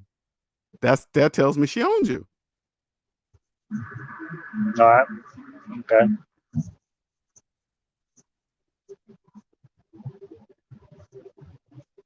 Yeah.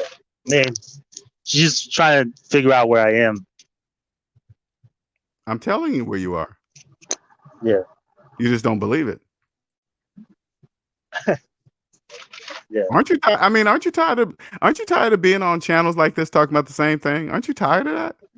You got to be Nah, I mean tired it. of it. Um, it doesn't bother me at all. You know what I I'm saying? know. That's it. See, okay, you're saying it. What I'm telling you is that it should bother you. By you not being bothered, that's a problem. That's what I'm trying to say to you. You're giving me all the answers. You give me Walter, you give me all the answers without even knowing you give me the answers. Oh man, it don't bother me to be on different shows talking about the same thing. That should bother you.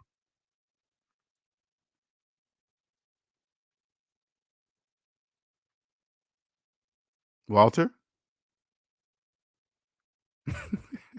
Walter. All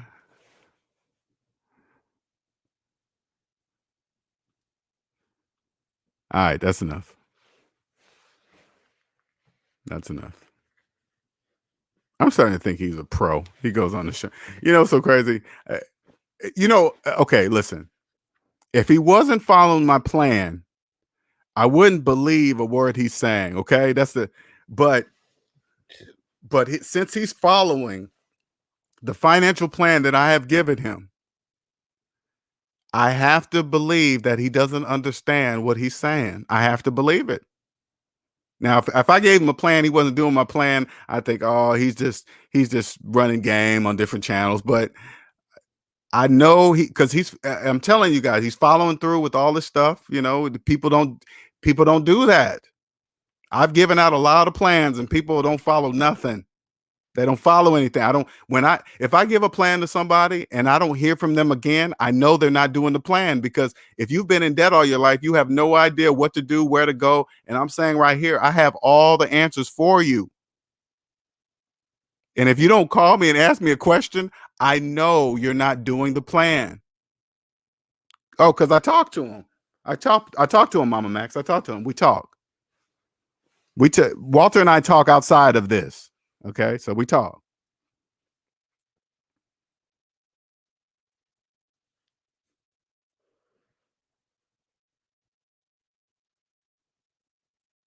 People don't.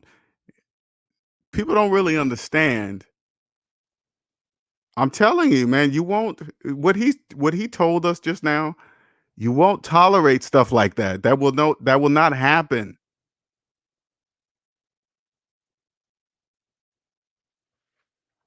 I mean, he's literally lying to us. Oh man, I just hit ignore. No, you didn't. You gone that long to hit ignore.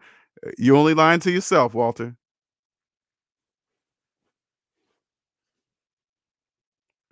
That's some mess. That is some messed up stuff right there. Ooh, that's some messed up stuff. There is no. Now, I'm not saying that. Hey, let me tell you, youngsters. I'm not saying that I'm perfect because, as I said, I've been married 3 times. Three. That should tell you I was completely lost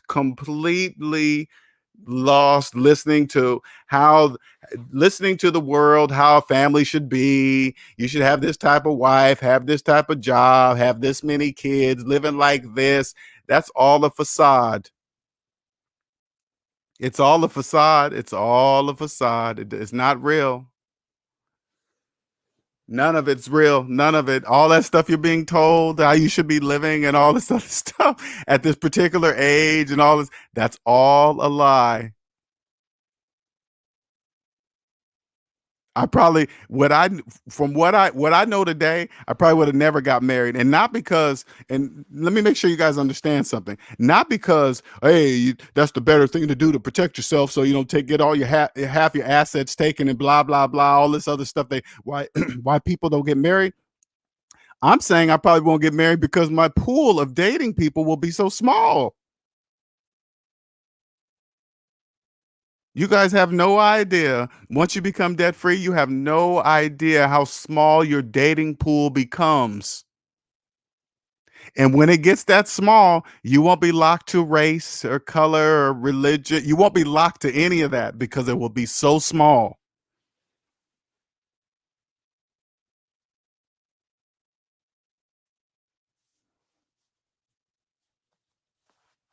I wouldn't have just got a woman pregnant and had a baby I had my first kid at 22. What I know today, there is no fucking way knowing what I know today at 22, there was no way I would have had a kid. No, I was still a kid.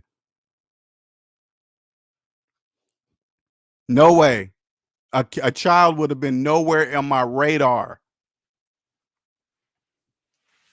And I got three. I got three boys. They're all adults now. In and out of court, fighting to see my kids, all this stupid nonsense. None of that would have existed had I known what I know today. None of that would have existed. None of it.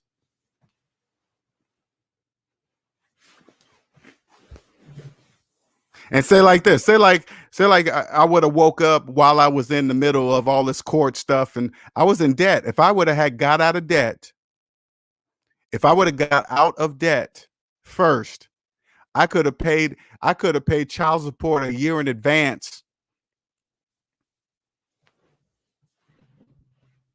The reason why most of the guys think this child support is so high because they're in debt. You get out of debt, you will see child support is nothing. It's not a lot of money. It's not a lot of money at all.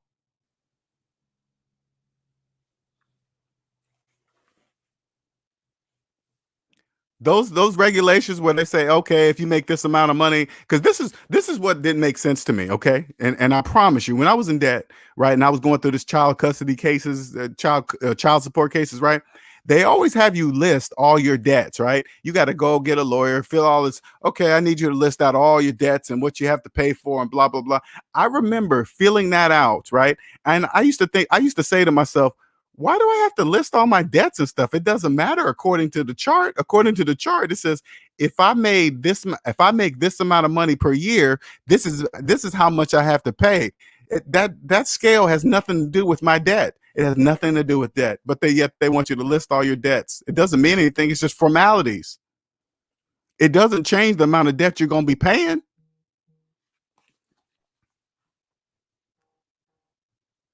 You get out of debt. One second, you guys.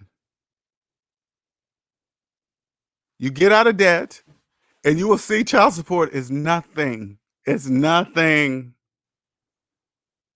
You spend you spend more money trying to get in there and reduce it and all this stuff. Get out of debt. That won't be nothing. They have to follow guidelines. Just look at the guidelines. Okay, well, if I make this amount of money, this is how much I'm gonna be paying. Blah blah blah. Especially if you start your own. That's a whole nother story. I'm not even gonna worry. That's a whole nother story. Anyway, I would have just. Oh man, my whole life would have been different. Shout out to Maurice for the super chat or the Cash App donation. Thank you, sir. Appreciate it.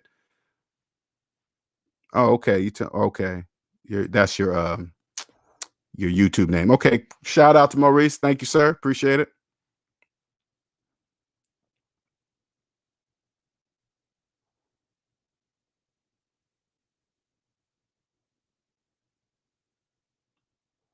Yeah, this my videos, and I'm not even bragging. My videos will always be relevant because math always will be relevant. It doesn't matter how old you are. If you know 1 + 1 = 2, it doesn't matter how old you are. You could be 5, you could be 50. 1 + 1 = 2, period.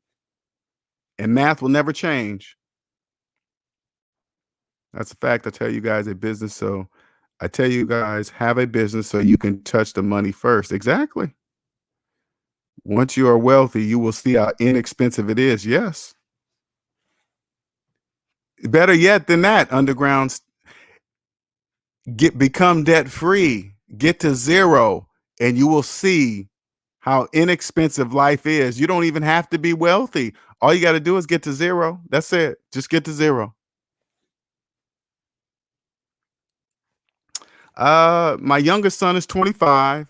My next son is 27, and my last son is 29. My oldest son is 29. So 29, 27, and no 20, 29, 27, and oh yeah, he's going on 26 this year. So he's 25 now. He'll be going on 26. So his birthday's coming up. Uh, were were you by any chance heavy in the? No, my mom was. She took me a lot when I was a child, but no, I wasn't in the church at all. Church was religion is not my thing. I'm spiritual, not religion. Once I found out, put it this way. Once I found out that there were over 35, 4,000 something different religions, that's when I knew. I was like, oh, wait a minute. You mean I got 4,000 to choose from? I said something doesn't make sense. So I just choose the one that works best for me, and then I go with that. No, I said no, it's something else. So that's the name of my company, NP. I'm sure he's talking to there. Math never lies. Let me see what some of you guys stuff here. It gets lonely at the top. Uh, and how small your friendship circle sure is. Wall Ghost says, I still remember for the pizza part. Okay, you asked that question. I bet the nagging crap. Yeah, nagging the crap out of him right now. Yo, Jay says 56 in the chat and only 3 likes. Hit that like button. Thank you, sir. I like you guys are coming in the background. I see a lot of you, majority of you guys in the background not saying a word. I encourage you to come up and ask me questions. There's the link. You can come up and ask me questions. Nah, Walter, man, you keep clicking over, man. That's like you did that like 3 times, man. That's enough. That's enough. See, that's like the disrespect stuff. That's what I'm talking about. You just can't keep doing that. You got to see her call and be like, hey, don't call me. I'm on the line, whatever you need to do. But yeah, that's it for the night, man.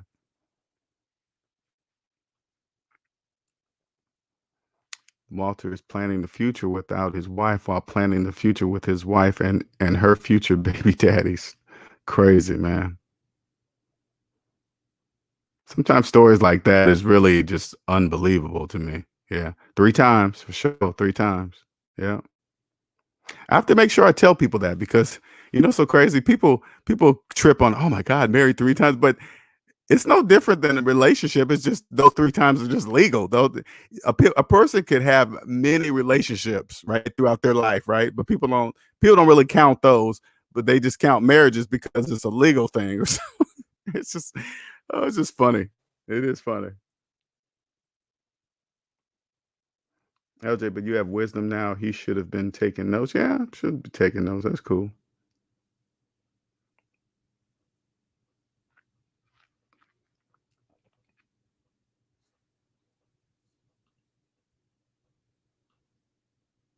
Willie says, I'm rich, but not because of my bank account, because of my freedom of being debt free.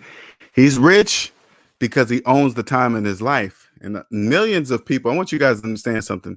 Millions of people will never know what it's like to own the time in your life.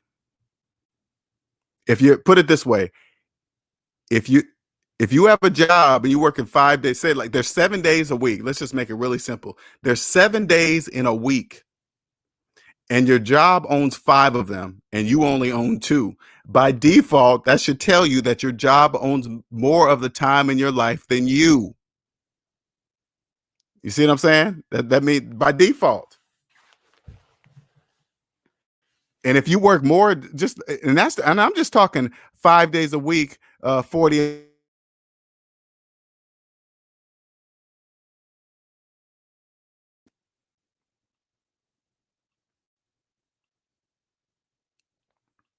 Can you hear me? Hey, yeah, I can hear you now, LJ. All right, what's going on, man? Oh, nothing much, man. I had to get me a bourbon and coke after listening to Walter. Um, that A being bourbon and coke. that be, yeah, that being said, I was a man that was in his position before, but fortunately, I had my dad. He put me on a lot of game when I was younger, and while I didn't listen when I was younger, I surely did listen when I got a little older, when I got a situation. And I know me and him have the same birthday, and today is our birthdays. He would have been 80 years old. I just turned 36.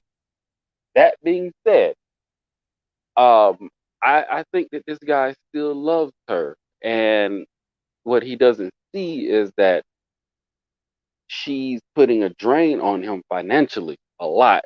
He's worried about some tax break he can get filing jointly as married. Okay, but what about all the time she comes up to him begging him for money, and most likely that cash is going to that guy that she's dealing with, and it seems like she's more attracted to that guy. So from a financial standpoint, he do need to let her go. I mean, maybe if he has if he's African American or U.S. citizen, like where his family like goes back generations, maybe his family has some land or something. He can build a block house or put a mobile home on it or something and lower his debt. Go ahead and file those papers, get his child back, and then just live his life. And then he can go and date whoever he wants to date.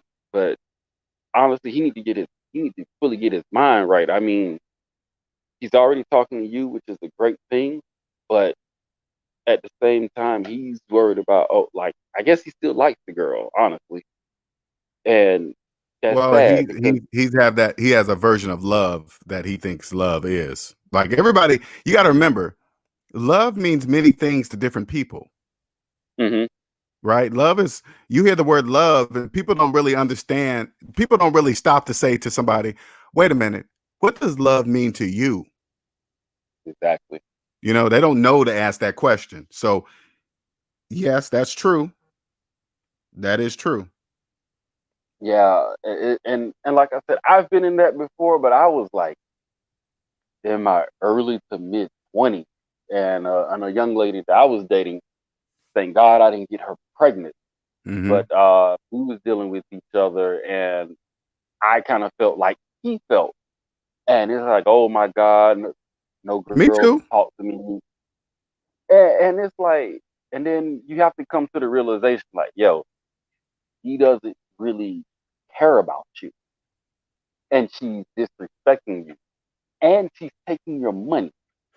And I'm trying to stay on the context of this channel, Mhm. which is Mhm. Mindset, and we talk about the money part of it as well. But yeah, like that can still cause him financial harm. And just like that girl that I dated in my mid 20s, um, she got with the guy that she cheated on me with, and they ended up being married. They was married for 7 years, and what she did was she cheated on him too and had another baby by that guy, and he had to file a disestablishment of paternity because if he's married, he could be possibly be on the hook for that other child, and he need to check with his state laws and talk to a lawyer. So that's another way that's costing him money. Well, So see, he needs slaves think they think they're gonna have a relationship grow from the soil of deceit. That doesn't even make sense, oh, you know? They think they're not at gonna all. they think they're gonna start it in deceit and grow a trusting relationship from the soil of deceit, basically. That doesn't even make any sense. That can never happen. Exactly, exactly. Mhm. And honestly, that woman knows this, and that woman knows that like, oh, he still feels something for me, so I'm gonna just use this dude for what I can use him for. I can just get with the guy that I really want now because I know he's gonna provide the emotional support and the financial support. So now I can see the other dude that I want for nothing. She may quote unquote complain about this guy all the time to him, but he's just being a therapist that doesn't get paid. Mhm. So that's my take on it, and it's very sad, but at the same time, I'm glad he did come up because this is Mhm. more men need to realize like financial slavery is real, It's and real. he's worried about one side of the equation where oh well, if I get divorced, I have to file single, blah blah blah blah blah. Okay, I have a 6 year old. He'll be 6 at the end of the month, but okay, whatever. You do the alternating year where you can claim your child, and do the other year where she can claim the child. That's how the courts usually do it these days, because that's Mhm. the custody agreement that I have. Mhm. So get your little whatever 3 to 5 to 6 grand once a year.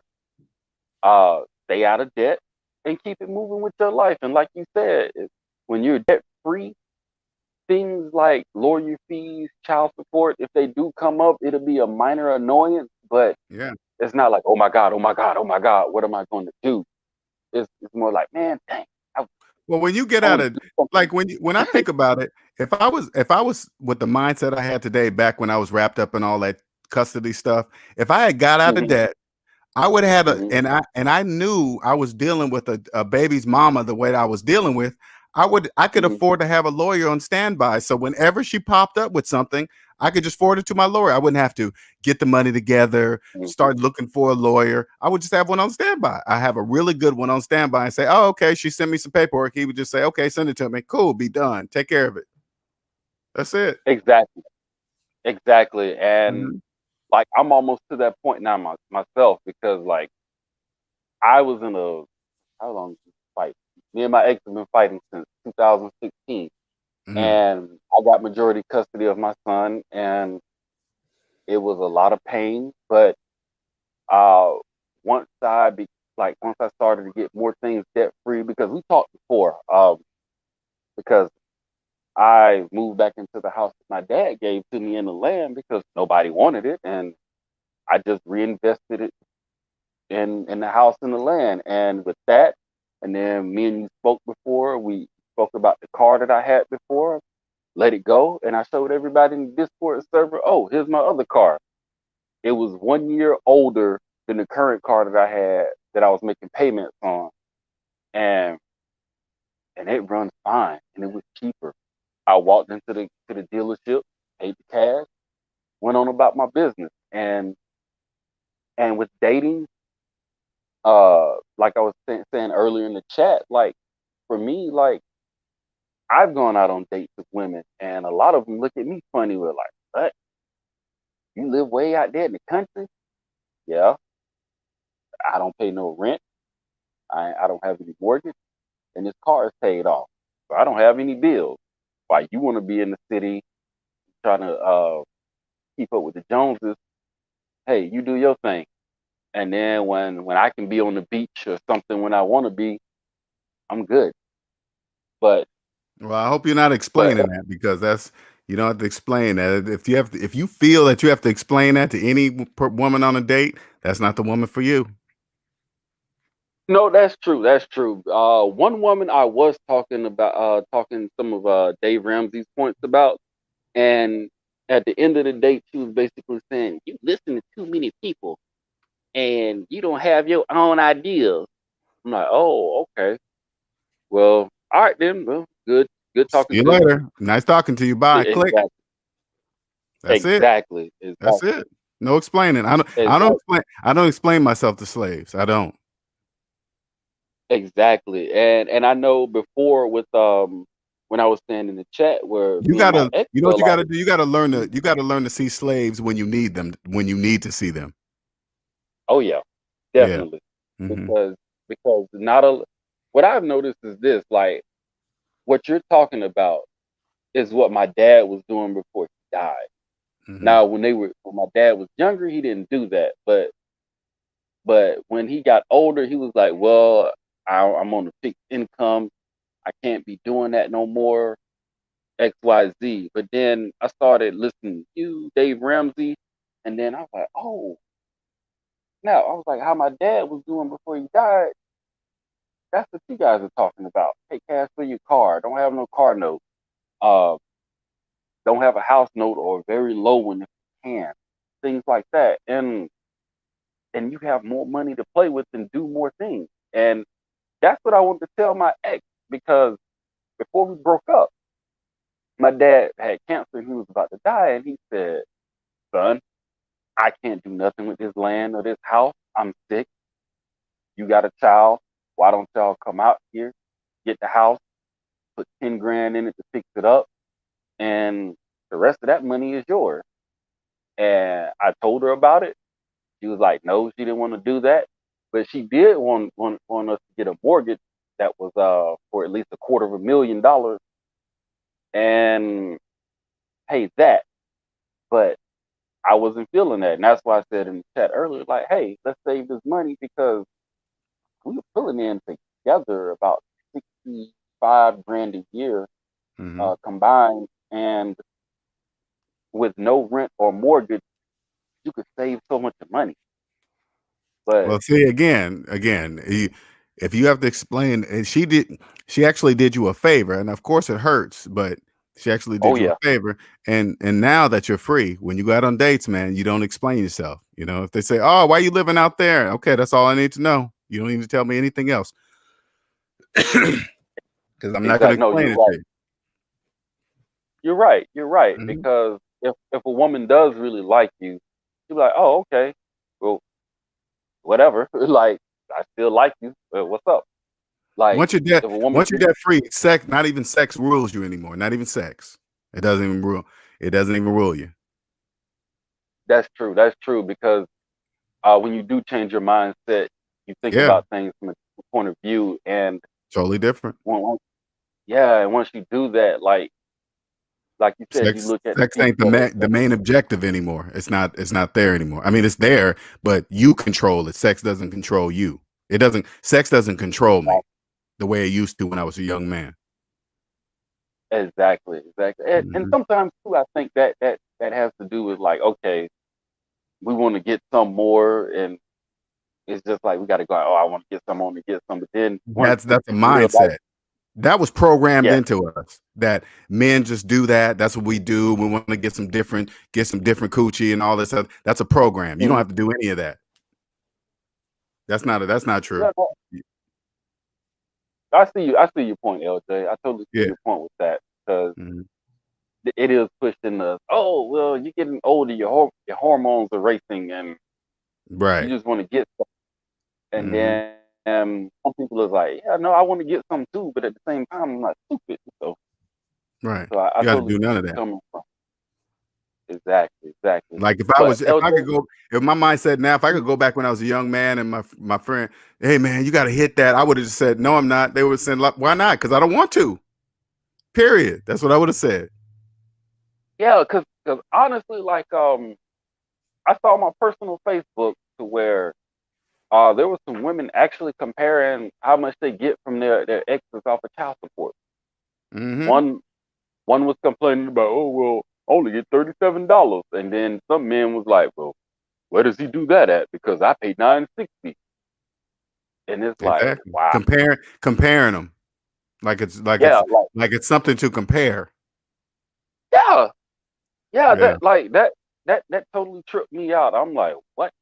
And Mhm. and once you're debt free and you think about things differently, you're gonna see more pitfalls. Like, nope, I can't mess with her. She spend too much money. She wanna get these extravagant things on credit, Yeah. I accumulate mean, all you'll this know that debt. you'll know that right away. I mean, you don't even have to your feelings won't even be involved by the time you understand what that woman's about. That's easy to detect. That's really easy. You just listen to him talk. The first phone conversation should be able to tell you. Oh yeah, most definitely. Because I did go out with another woman, like she was bragging about she was going to school for pharmacy, making 100 grand a year and all of this stuff, and Mhm. she was divorced, and her husband just gave her the house and all of this stuff, and essentially she wanted somebody to make that much with her or more. Which I Right. don't make that, but I'm in the STEM field. But at the same time, like, okay, if that's all you care about, okay, go find I you a know if guy I to came do across a woman like that, I would say, "Oh, you're a pharmacist," because that impresses other people, right? That impresses slaves. it. I'll be like, "You still paying on your student loans?" If she says yes, because I know pharmacists are one of the highest student loan debt people that have student loan debt. Pharmacists, they're the highest, one of the highest, right? Whoa, Not the highest. yeah. They're up there with doctors and lawyers and shit like that, right? I'll be like, you still Mhm. paying on those? Yeah. Oh yeah, yeah. You said your husband gave you the house. You mean he gave it to you free and clear, or did he give you the mortgage? If she said it gave me the mortgage, I'd be like, oh, okay. Well, if you want somebody just like you, it sure ain't me. You're right about that. Exactly, exactly. So I'll take my happy behind out here in the country with my paid off mobile home and Hell yeah. live my life with my son. You better But believe it. LJ, I'm not gonna hold up the line no more. All I right, just man. wanted to come on here and say a few things. Thank you for your time, You're welcome. and I will continue to inspire more people. All right, appreciate you, man. All right, you too. Now have a good one. Later. He says, Jedi Max says, do you think the market will sell off when this election gets held up? Jedi Mac, I don't watch stock market. I don't watch how stocks do. The only thing I pay attention to are slaves. That's it. I just only watch what slaves do. All right. So, millions of out of work. That means millions are not going to be paying mortgages and paying their bills and cars. So, since I know that they're not going to be able to pay their bills, I know there's going to be a housing market crash. I know there's going to be a flood of cars coming on the market for sale because millions of slaves are out of work. They can't pay their bills. That's the only thing I watch. Now, can you imagine, for example, imagine this. If 85% of Americans are in debt, what's the percent? That means if 85% of Americans that are in debt, that means they have no money. They have $0. They're in a negative. Imagine how many people out of those 85% are investing in the stock market with money that doesn't even exist.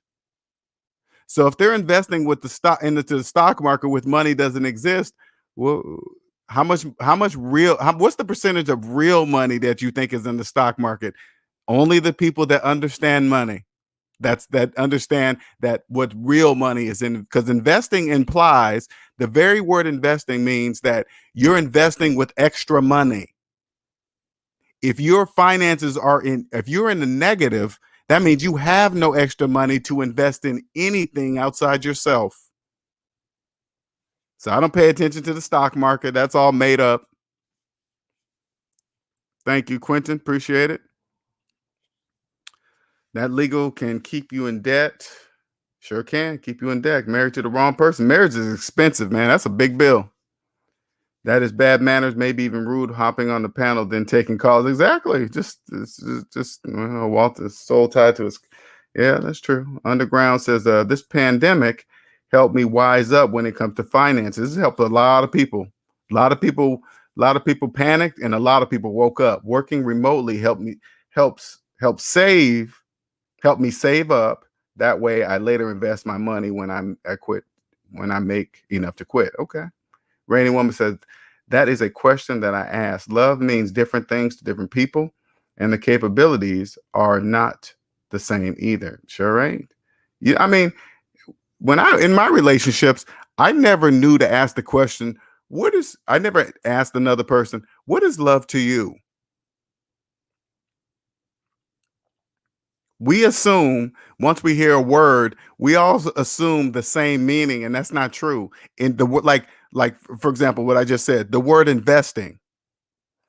If you look up in the dictionary, investing only has one meaning: extra money that you have to invest. If your finances are in the negative, you can't invest. That's mathematically impossible. Yet millions of people that live in the negative think they are.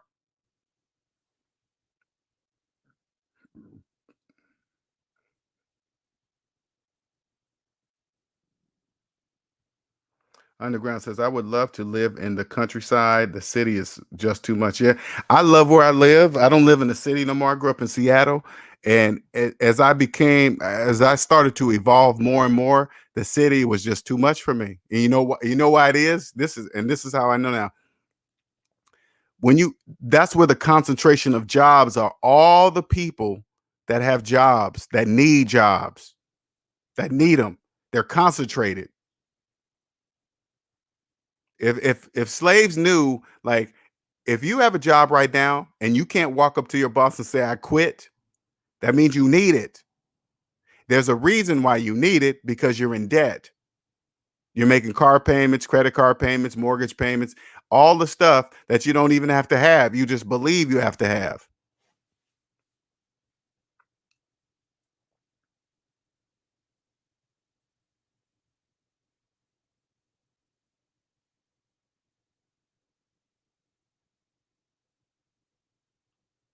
No one for sure. What's up, Enigma? His icon photo is Jaws from the James Bond movie, The Spy Who Loved Me. Uh, Rainy Woman says, we can obtain sexual discipline at any time. Mastering our body enables you to put that energy into something more productive. Yes. And I want you guys to understand something. I'm not saying don't have sex. I'm telling you from my personal experience, if the if the of course the physical connection has to be there. You have to look at the woman and say, "Oh, yeah, I'm physically attracted to her," right? But I'm telling you, it's different. Once you experience the mental and the physical at the same time, it's a different experience. That's the only thing I can explain to you. It's a different experience. When it's just physical, that's one thing. That's different. That's totally different. If a woman's having sex with you and you just the only thing you're connected to is physically, I promise you there's a piece missing.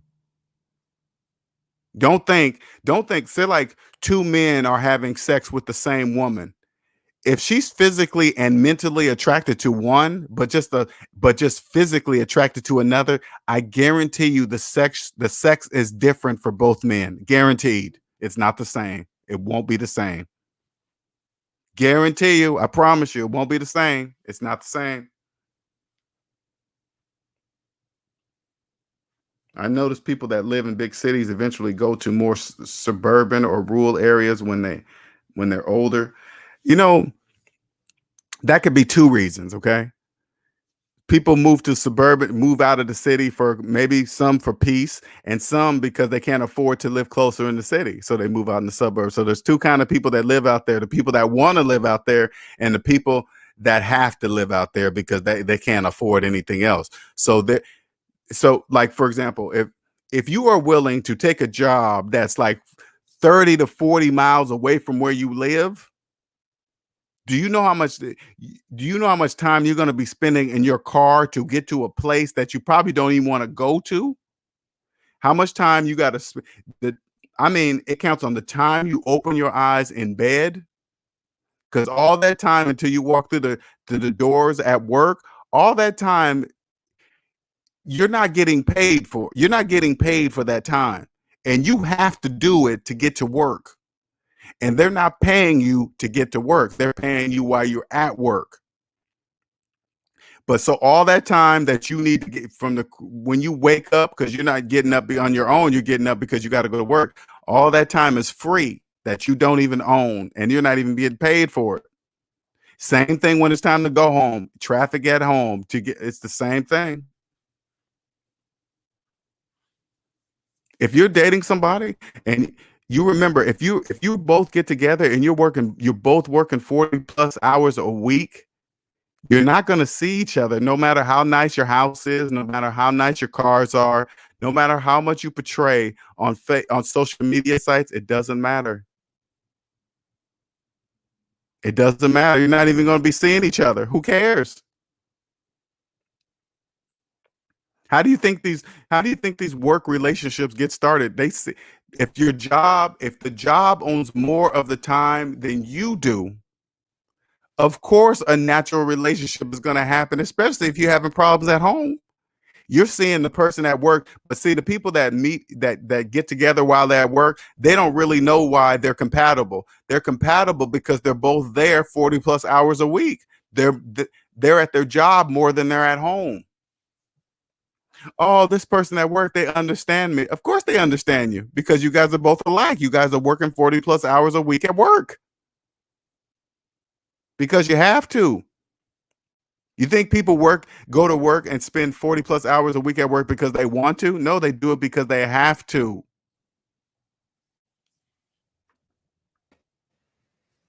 What's up, Underground? Oh, one moment. I'm sorry. Let me. How you doing? I'm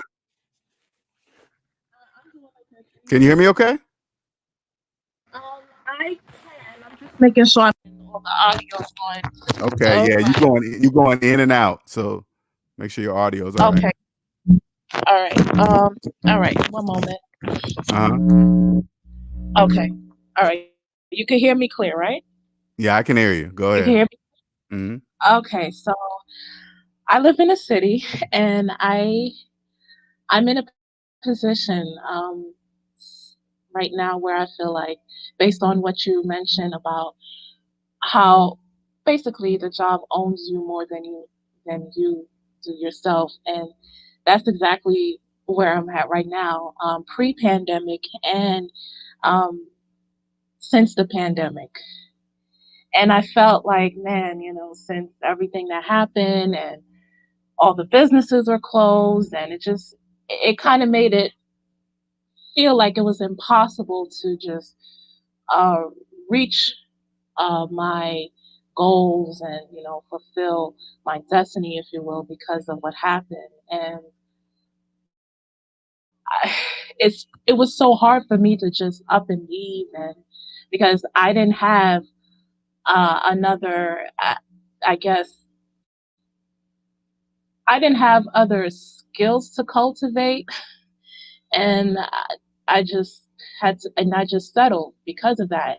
And the Hmm. more that I settled, I felt drained. I just felt suppressed. It's that feeling because of what we're recovering from.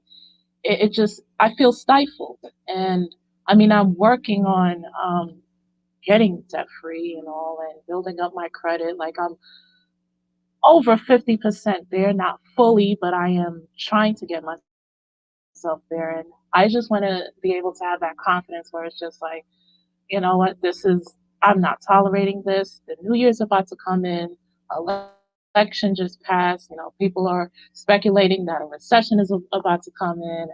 So it's just, I still want to have that confidence and just to overcome this fear, and um, be able to just be ready for, I don't want to say ready for the unknown, but just be prepared.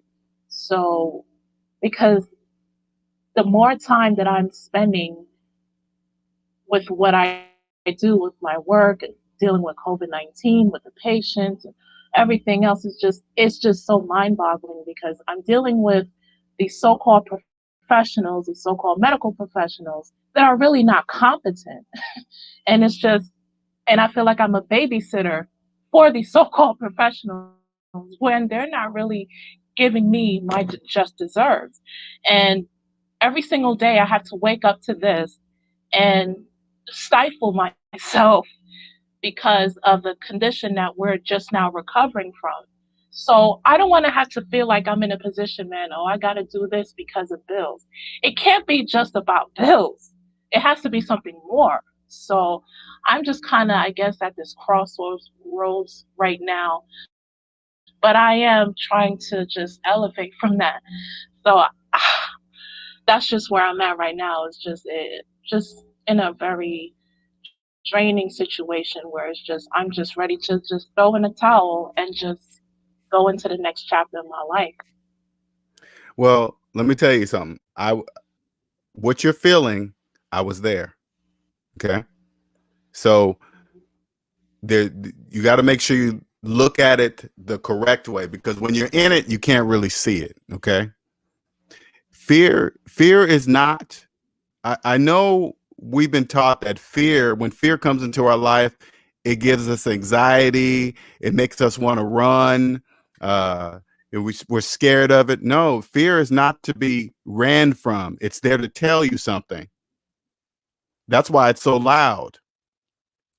We ignore it because fear is something that we can't physically touch, right? We can't use any of our human senses and say, hey, that's fear over there with the yellow jacket on. You can't describe fear, right? It's there.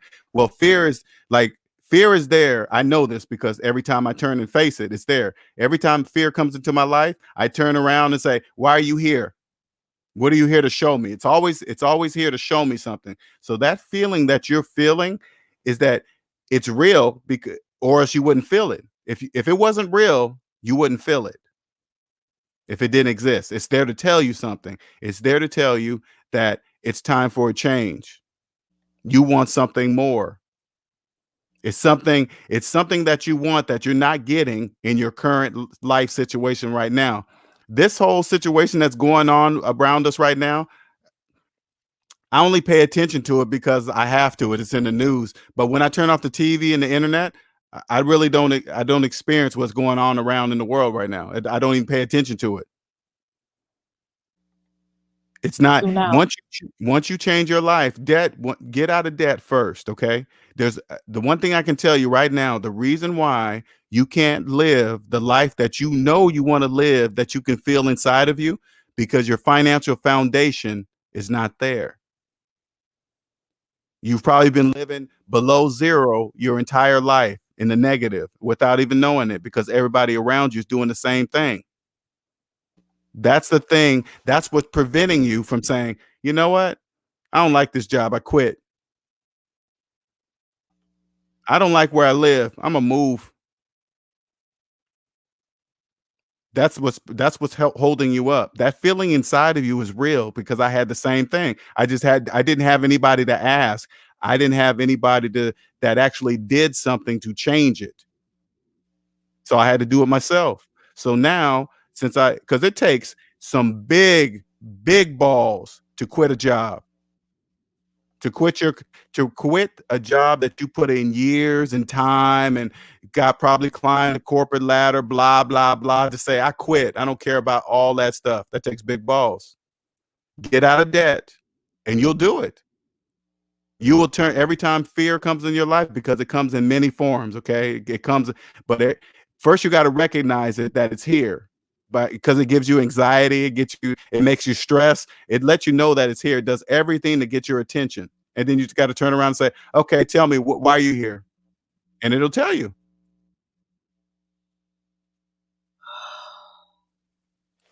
Definitely. And I definitely agree with that. And there's no other way to um, just face it except just to see it as, I guess, a wake up call Mhm. to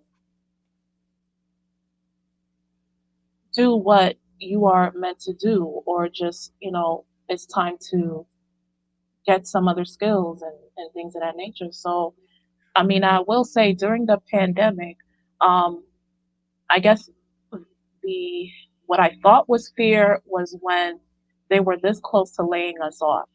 So when they made that announcement, that's when I decided Did that scare you? Did that scare you when they came close to laying you off? to be honest, it Mhm. did because I didn't have anything else to fall back on. I didn't cultivate some skills at that time. Right. Now, let me point out something. Let me point out something before you go on. That's a fear, right?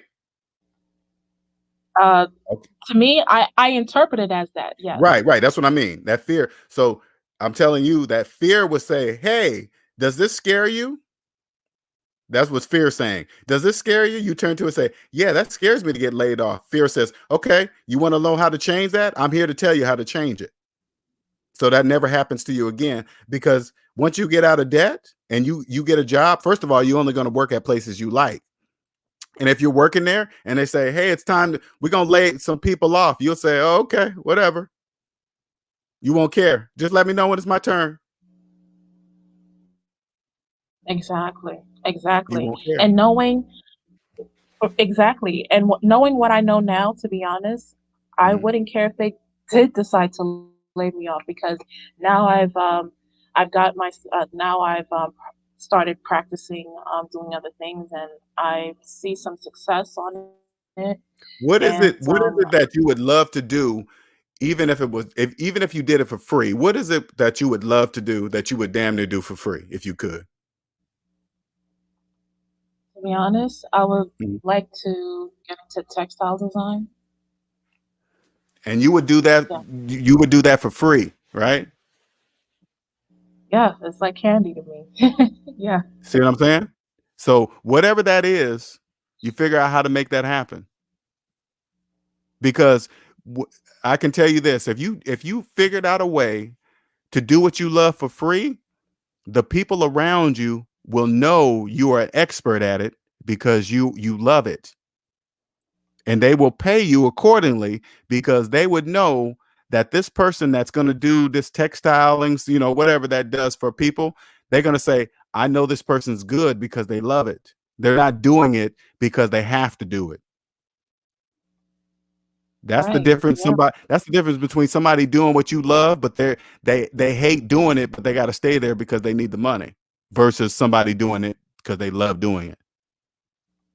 yeah, I definitely see your You'll point. never work another day in your life if you do what you love. You never work another day in your life. And it won't feel like work either. No. When I'm talking to you, this doesn't feel like work to me. This I love doing this. I absolutely love doing it.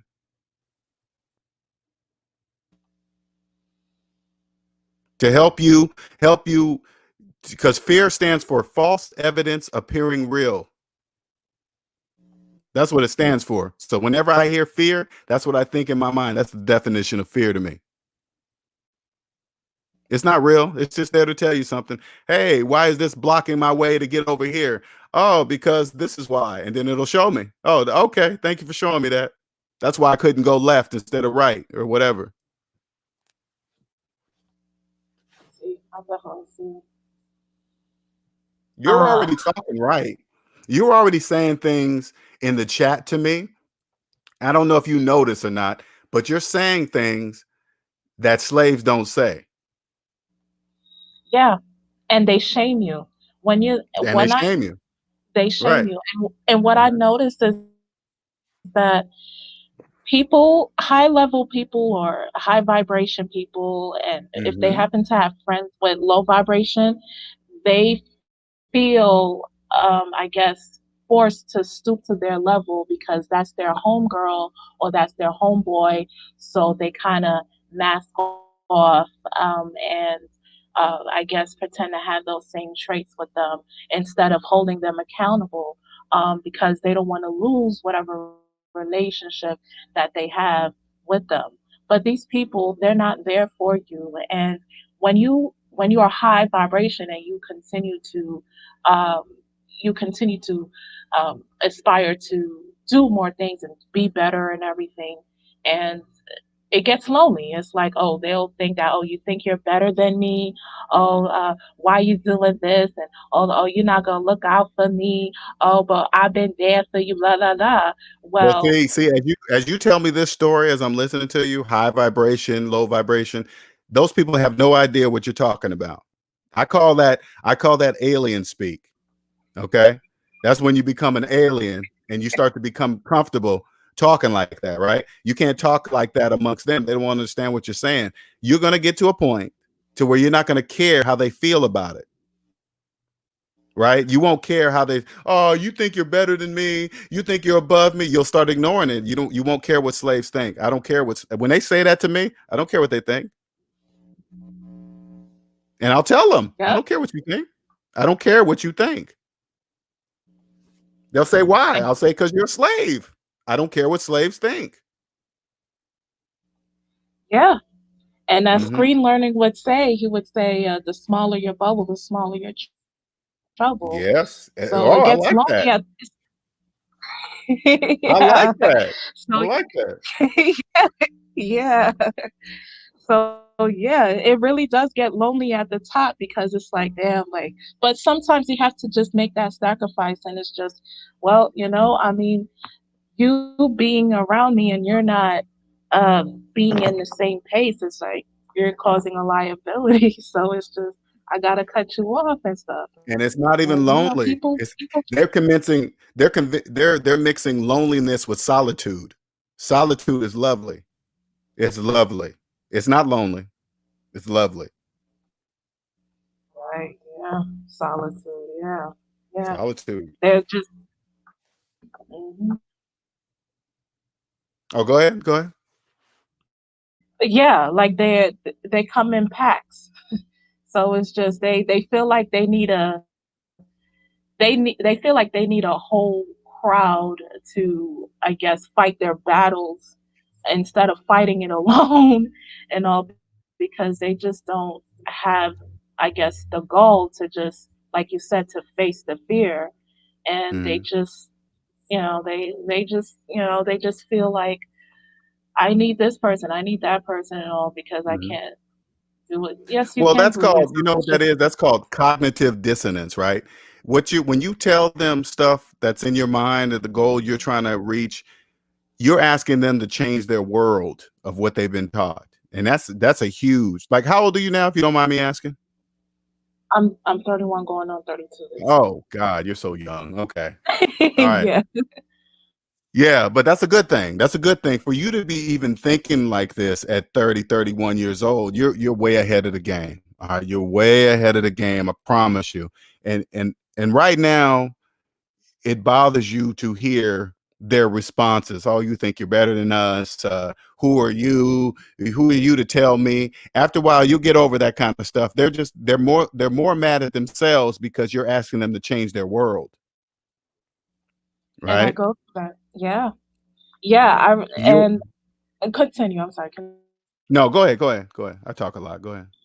Yeah. So with where I work, I the environment that I'm around is just it's a bunch of low vibration people. And once Mm. they see me and how I think of things, and they try to make little disparaging remarks and think that I'm just gonna be passive about it. And then I just confront them and I question and everything. And then it's like, oh, since I quote unquote face the music, it's like, oh, now all of a sudden they want nothing to do with me. Now all of a You sudden it's gotta, just like you know what you gotta they do? I don't know. You gotta stop exposing yourself amongst a bunch of slaves. You gotta stop exposing yourself.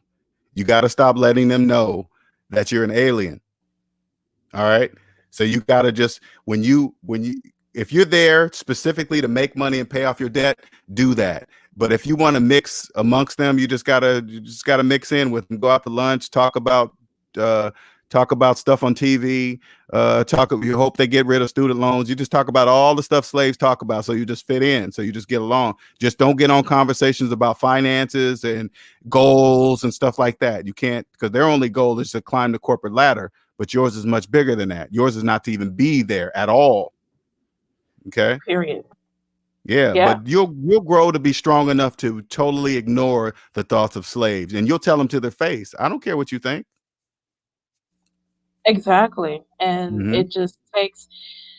it takes, like you said, it definitely takes someone to have the gall to just wake up and say, okay, it's time for me to make that sacrifice, especially when you're getting up at that age and all, and it's just life is just passing by and all these events that are occurring. And then, especially with the election, it's just everything is happening, especially with this timeline of events that we have just gone through. through like the recession and then the looting and then the curfew and just all these things that just happened. And here you are, you're still stuck at whatever position that you're in, and you feel that you can't do any better, so to speak, because of the condition that we're just recovering from. And it's just like, I gave permission for, I guess, these people to, I guess, be the way they are because I felt like I didn't have a choice at the time. Now it's just, I don't care how many recessions that we're that we're having, if we're going to have one again. I don't care what other um, circumstance that we're going through. I'm just going to do me, and but I'm going to do it the smart way. I'm going to be strategic about it, and I'm also going to be in stealth. So, like you said, don't tell people about whatever plans that you, and I'm not. So I definitely, that's a big lesson learned. I'm gonna keep to myself. I'm not gonna. I'll just be cordial. I'm not gonna mix business with pleasure and everything, because you have people that will use your information and then they will attack you when they don't get their way or when there's a disagreement. People don't like to agree to disagree. They don't like to have a civil debate about something. They just like, oh, if they can't get you to align with whatever gibberish that they spew and all, then it's just a whole other thing. And Yeah, my mentality is, it's called slave splaining. It's called slave splaining, right? And so slave splaining is stuff that doesn't make any sense, but they don't know it doesn't make sense. So you're gonna learn to totally explore. I mean, you're at that age right now. You're the main target of sales and people, what people think they're supposed to be doing, family and kids.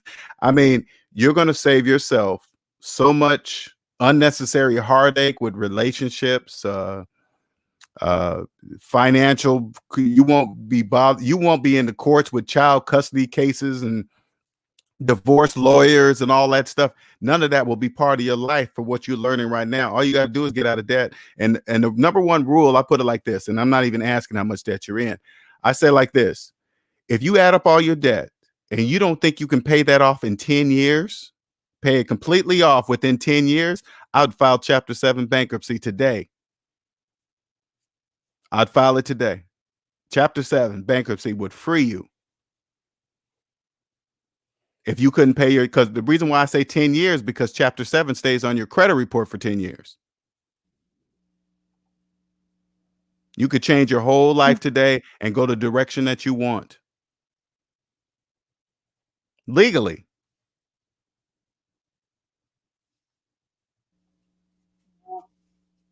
yeah, interesting, interesting. You could free yourself and you can go do exactly what you feel inside that you want to do. Whatever that passion is, your passion, like, I didn't know this, but once I got out of debt, my passion came to the forefront and I couldn't turn it off. Once I felt it and saw it and was going for it, there is no turning off. You're going to do whatever it takes to be to do it and be free and free to do it. It's going to change your whole life in every aspect, in every single aspect. Your confidence is going to go through the roof. Nobody's going to be able to tell you if it, because anything that got to do with business, if it doesn't make mathematical sense, you don't even hear it. I don't hear anything that doesn't make mathematical sense. So when it comes to dating and all that other stuff, you won't even date anybody that don't understand mathematics.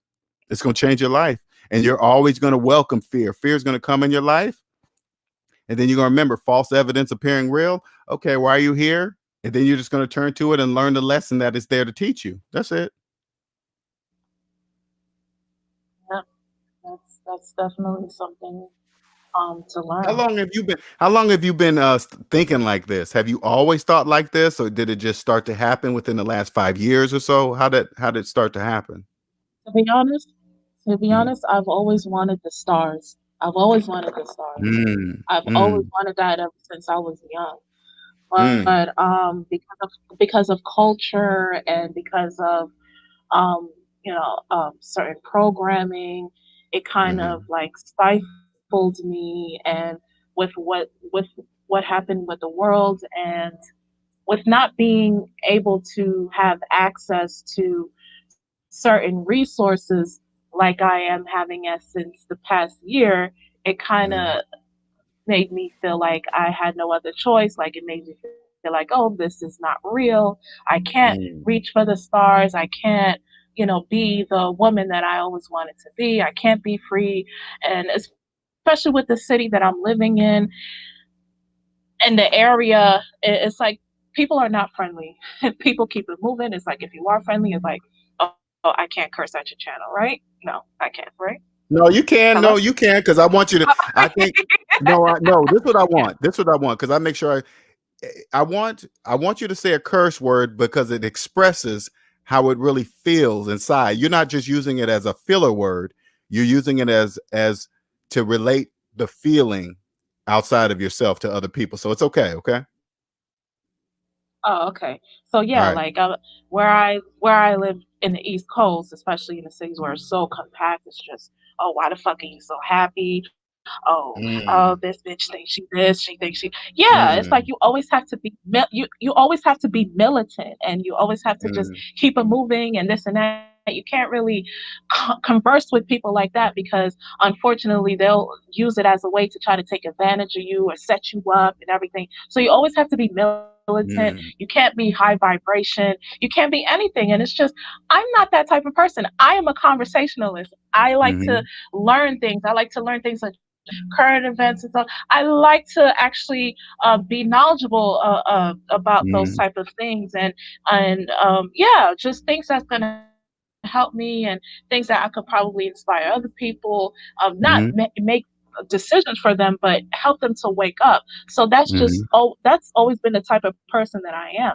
So I'm not mhm, the typical um uh, certain, I'm not the, how can I say, like I'm not those type of people in this social media realm where they just mhm, feel like this whole level up philosophy. Unfortunately, they use it as a way to try to take advantage of wealthy people, try to, while they have nothing going on for themselves. You want this person to have this, make $1 million a year, have this and have that, yet you're doing nothing for yourself, and then you're getting mad that this person abused you, and they're using whatever that it is to weaponize you, and now you're in a situation that you really can't get out of, whether if it's financially, whether if it's emotionally, or other things. So now, because of those decisions that you make, those decisions, that those poor decisions, you end up suffering, you end up bearing the brunt for all of that stuff. So I have been through those things either through other people or personal experience and all that. So that helps shape my thinking, where it's just, I don't want to have to rush into something where I'm going to repeat this generational cycle of abuse. Like, I'm not going to do that. I want to break this curse.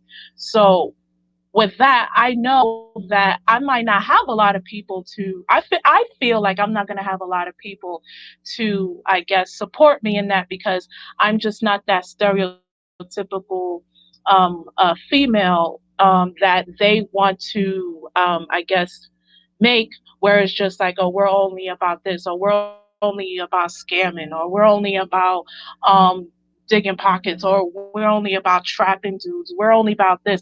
Like, I don't fall into that category, and it's a shame that the media want to try to take a small group of people, highlight that to make it seem like we're all the same. No, you have women of color that are educated, that have their own, that are entrepreneurs, that don't fit into that ratchet stereotype, but they don't want to show us in that type of light because of a narrative that they want to create, which is really irritating. It's really irritating. I I practice individualism, and with that, I have my own philosophy about things. Certain people, they don't like it. Certain people, they don't subscribe to it, and that's fine. I mean, you ruffle some feathers, and unfortunately, it doesn't, I guess, tickle their Elmo. So you're not gonna be able to make some people happy, or should I say slaves happy, or whatever the case may be. But that's just who I am. Whatever sphere that You just I basically you just put told myself. me you basically you just told me, and it's not a bad thing. You just told me you can't be you because of people outside of you, Yes, at that right? time, yes. Right Yes. now, that's that, and so you're suppressing who you really want to be inside because of people outside of you, right? And I Yes, and get I it because that's exactly what I did, and that's it. So in other words, you have to wear this costume around to fit in. Okay, you have to wear this costume. So once you again, I know it's hard to see, but once you get out of debt, no one, especially financially, no one will be able to fool you, scam you, get over on you, take your money. Because you got to remember, understand this: slaves don't know that they're slaves. The reason why they're slaves is because they don't trust mathematics. And the part that you will have the advantage with them, they don't know that they don't trust math. That's their pattern. They don't know they don't trust math. And agree. And so you want that worry won't be yours. You won't have to worry about somebody trying to get over on you because you'll know right away. As soon as they start opening their mouth talking, you will know right away. And yes, your circle gets smaller. That is true. Okay. And it seems like it gets lonely. But what you got to understand is that once you get out away from them and you come onto this side, there are people like me that can see you that will befriend you. Your circle will grow. Your circle will grow on a higher vibration with people that understand what you're going through, why you're going, and then they'll become your new friends. You're going to lose your old ones. It just happens. It's okay. You guys can still chit chat on the phone. It doesn't matter, right? But your vibration will be detected by those of us that understand it. Yeah, yeah, I can definitely agree with that. I can definitely agree. Is this Cosmic? Cosmic's on. I'm sure she got some good. And this is a fellow friend here too, a higher Can you hear me, vibration friend. LJ? Black. Yeah, now I can hear you. Oh, you A black can? woman. I just wanted to call in and say that I feel you because LJ, I'm used to losing friends, but I'm surprised because I'm still shedding friends. Mm, And because of the coronavirus and the pandemic, people are so stressed out that the smallest thing will trigger people. And it's not what you're doing. I just want to say you may be on a path where you're forcing your friends to take a look in the mirror. So you may be losing friends and it has nothing to do with what you did, but people are looking and watching. And even me, LJ, I lost a really close friend that I've known for 10 years. And maybe they'll come back, but I cannot stop my path to make them feel comfortable. Like I cannot exactly. compromise on my ultimate goals. So you may not know what you are trying to do. You may be forcing your friends and close ones to take a hard look in the mirror, and they may not like what they see. But don't stop your path. And if they're really your friends, maybe they'll come back, or maybe they won't. So I just wanted to give you some words of encouragement because as another black woman, you know, you will get a lot of naysayers, you'll get a lot of false enforcement.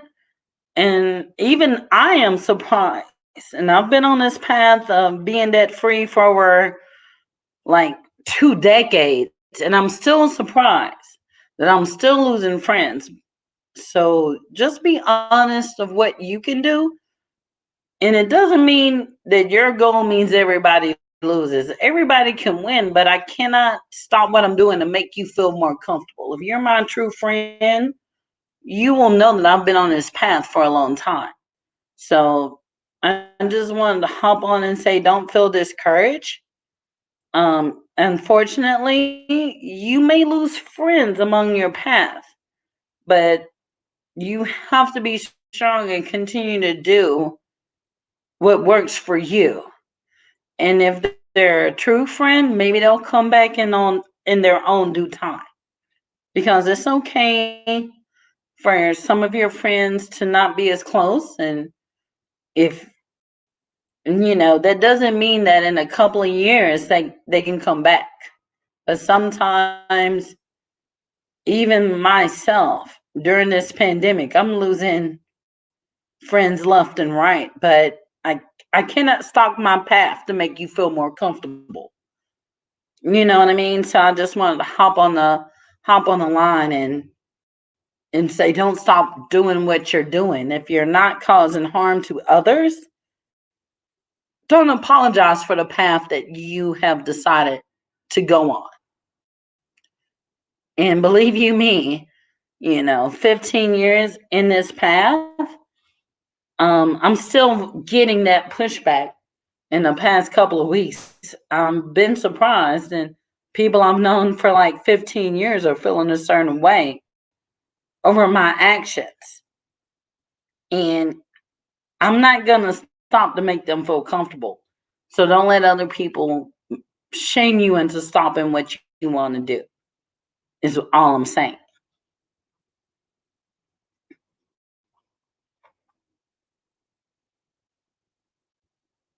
So that's all I wanted to I Still share, there, definitely, underground? Oh, there she to go. give you words of encouragement.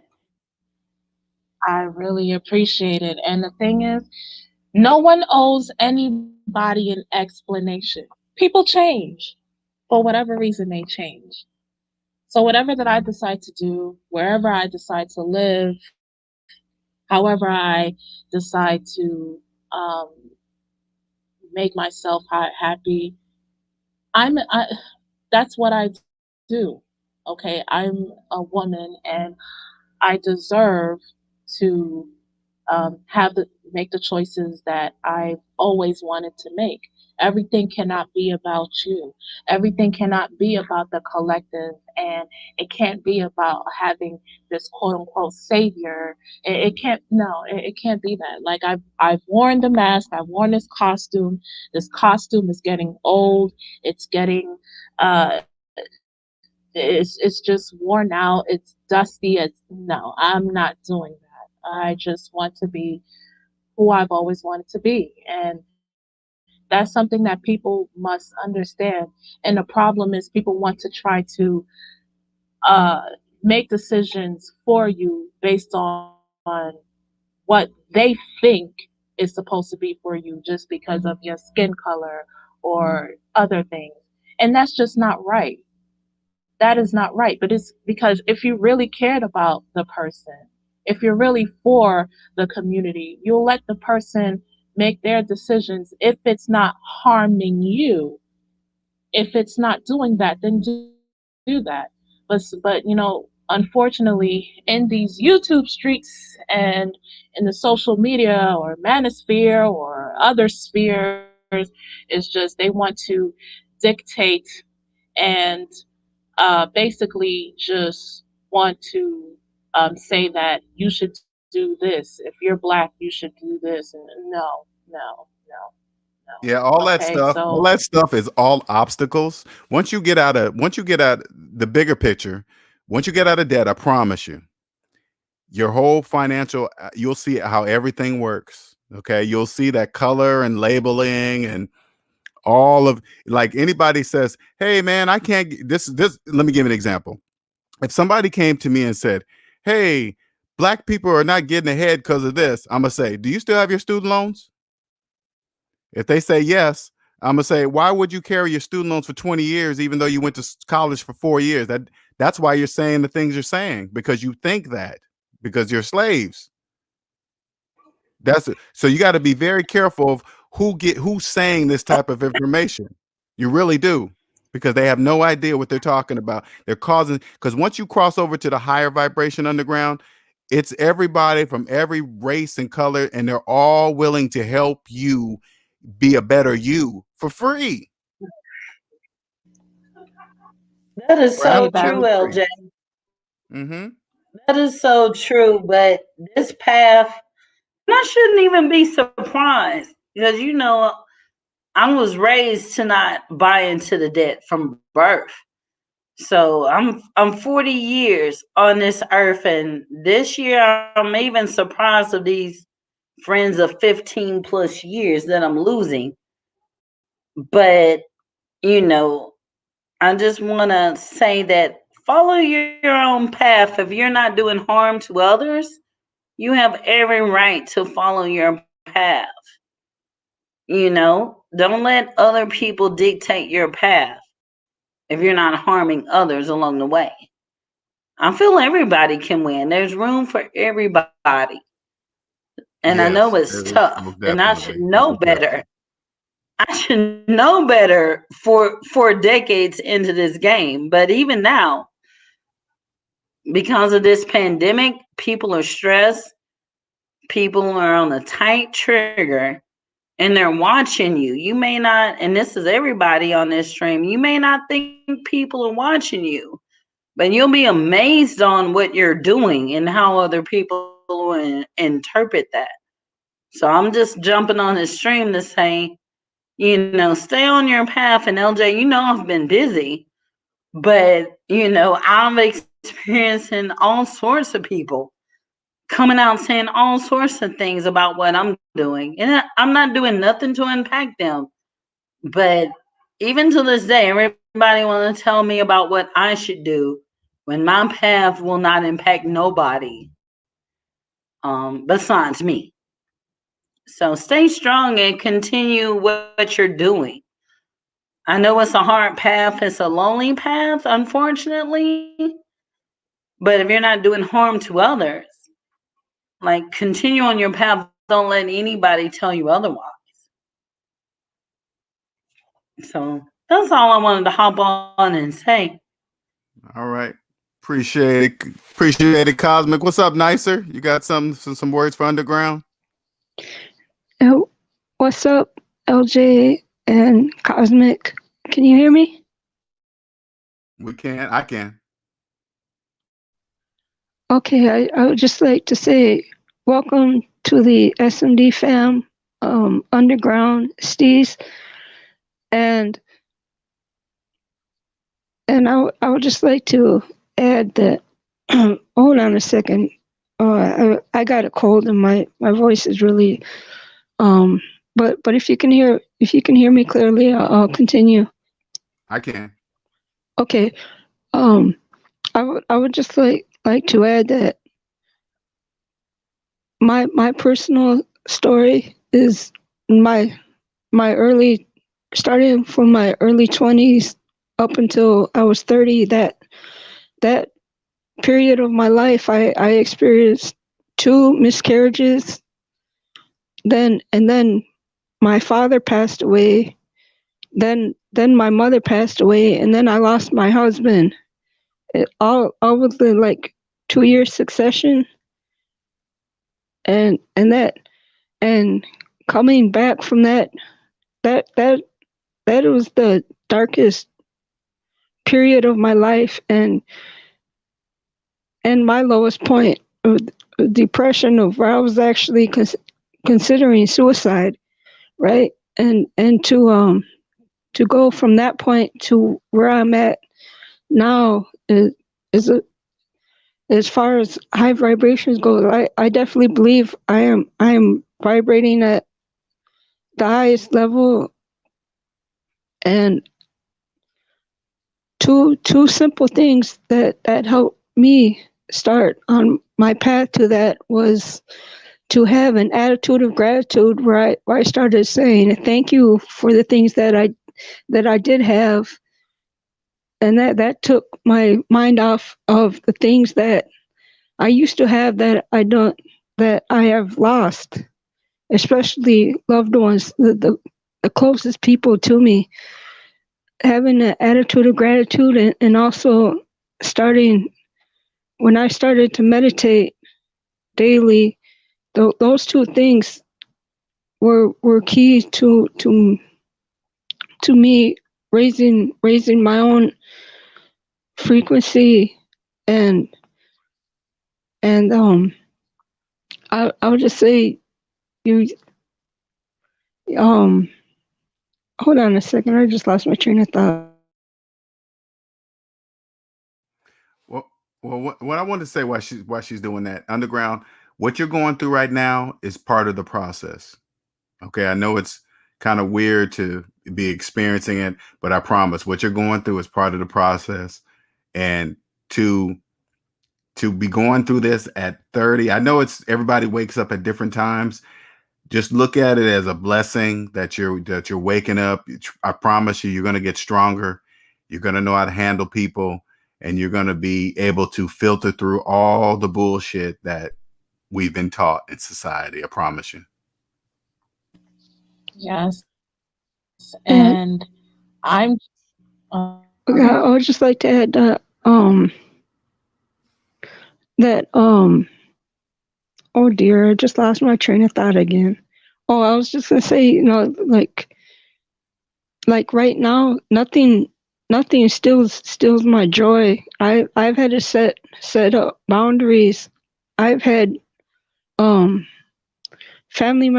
immediate family members that I've had to cut off all contact with because of their toxic ways, and and having boundaries was definitely another thing that helped raise my vibrations to where to the at the level I'm at now. And I would just like to add that um it's part of that is that I don't experience headaches anymore. I might get a slight headache once every few months that goes away quickly and is easily forgotten about. But I just know if I can do those things, that any other woman can do those things if she just has an attitude of gratitude and meditates or even prays daily. I don't know if you're a spiritual person or a churchgoer or anything like that, but I definitely know those things do help raise your vibrations. yeah. Well, I am a spiritual person. And now I can't say I've been meditating, but as I've, I guess, looked into, um, I guess, some videos dealing with spirituality and vibrations and everything, it just I start to wake up and I start to question things, and I start to just realize that there is more to you than yourself. And however people may take it as, oh, you may have a God in you, or uh, or interpret it however else they want to interpret it. But I guess with, I don't know if it's just age, it could be age or it could be experiences or what have you, and you just start to really question the things that's going on, and are the things really benefiting you as they claim that it will, and what are the other sides to things that they are putting out there. Are there things that they don't want you to know? Are there things that they're keeping from you? And it's just ridiculous, because so I used to be an enrollment counselor, I used to be a admissions counselor, and learning what I'm learning now, it's so unsettling how they, I guess, keep this information in terms of like financial information, investing, and things of that nature. They keep all of that because they don't want students. In my opinion, enrollments will go down if students were well versed on finance, investing, and things of that nature. So they need to me, I feel like, in order to keep enrollments, they can't bring that information out there. Because What look at what we've gone through. I'm what you're sorry, go saying ahead. is true. What you're saying is true, underground. That's on purpose. The economy would not work without slaves. So what you're saying is true. And they're choosing to be slaves because they don't trust math. Like if you say because I hear you say, well, if they just share this with people and blah blah blah, all a person has to do is trust math and that's it. Then they're free. And my dad used to be a math teacher. He's a retired math teacher, and I just wish I learned not just the theoretical stuff, but also the applications of, like now with data analytics and things like that. And I just feel like with what you're mentioning, I'm not sure when you say math if it's more theoretical or if it's more. It could be applicable too, but I'm Now just see how saying. let me point out something while you're saying it. You're making it sound more complicated than what it is. I'm just talking about math. I'm talking about 1 + 1 = 2, 2 + 2 = 4. That's it. Nothing theoretical, nothing. And I'm saying this to show you something. It's made to look difficult, but all it is 1 + 1. That's it. It's not. Okay. It's nothing more complicated than that. I promise you. No, I understand that. I didn't mean to make it seem like it is, or the way I questioned or worded it to make it seem like it was. But however, when you just now explained this, basic the 1 + 1, um, if we just, I guess, if we, how can I don't want to lose my train of thought, but I'm saying that No, if try to we, explain the best way you can because I really because I know how it is. But so go ahead. yeah, so if we decide to just look into the internet and also look into um, videos regarding, I guess, like finance or even um, personal growth or just everything else. Once you start to just look at things and try to, I guess, um, deprogram, then you'll start to really see like, whoa, what? And and these are the things that they just put in your face. These are the things that they just, here, and then you don't really get a chance to really sit down and think until you experience things, whether it's through like corporate America or through someone else, or it's just however it hits home to you. It just it's like wow, it's a big slap in the face, and all this time that you're devoting all these like you said, you're devoting more hours to someone else when you could be devoting it to you when you're losing money to make someone else money. It's just like what? And now you're at this age and it's just you start to, I guess, have this buyer's remorse, this regret and everything. But it like I mean, even though it may seem like a regret, it's a learning experience. But Mhm. now it's just now you have to put yourself on the other side of the table. How you're gonna put yourself on the other side of the table? You're just gonna have to do your due diligence on it. Do you know how much debt you're in? Yeah. You do. Okay, good, good. Do you know down to the penny? um, should I explain? I don't know if I'm comfortable explaining that. No, I mean you don't. That's just a yes or no question. Do you know down to the penny of how much debt you're in? Yes, You do. Okay, no, that's yes. a good thing because slaves don't. So you knowing you're ahead of the game just by simply knowing down. Because when I ask, if you like, notice how I asked you that question. Do you know how down to the penny? You say yes. I want you to ask 10 people you know. Hey, do you know how much debt you're in? I guarantee you, all of them will say no. So you're on the right track. So that's the only reason why I asked that question.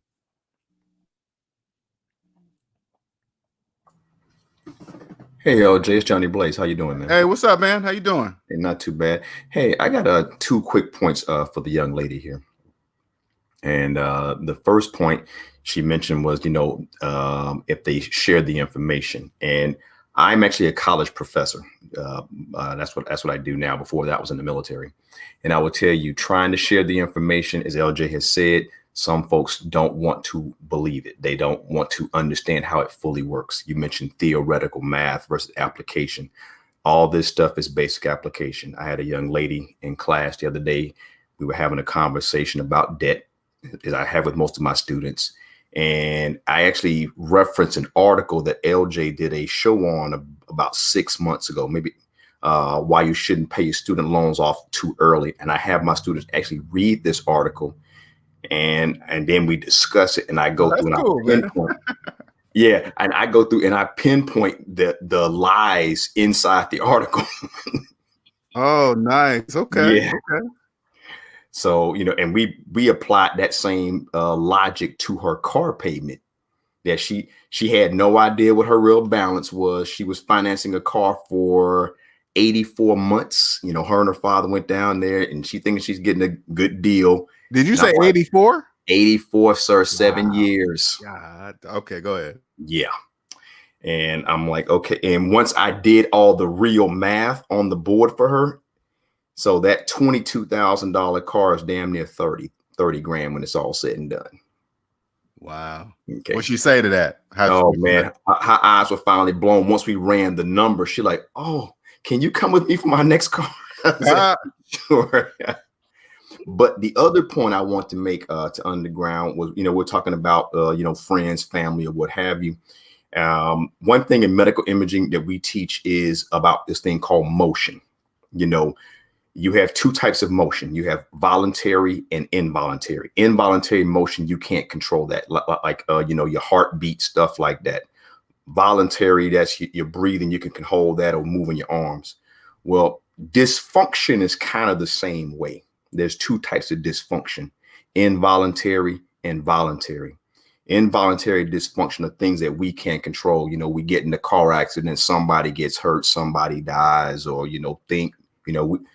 we make a bad financial decision. Okay, stock market crash, those things we cannot control.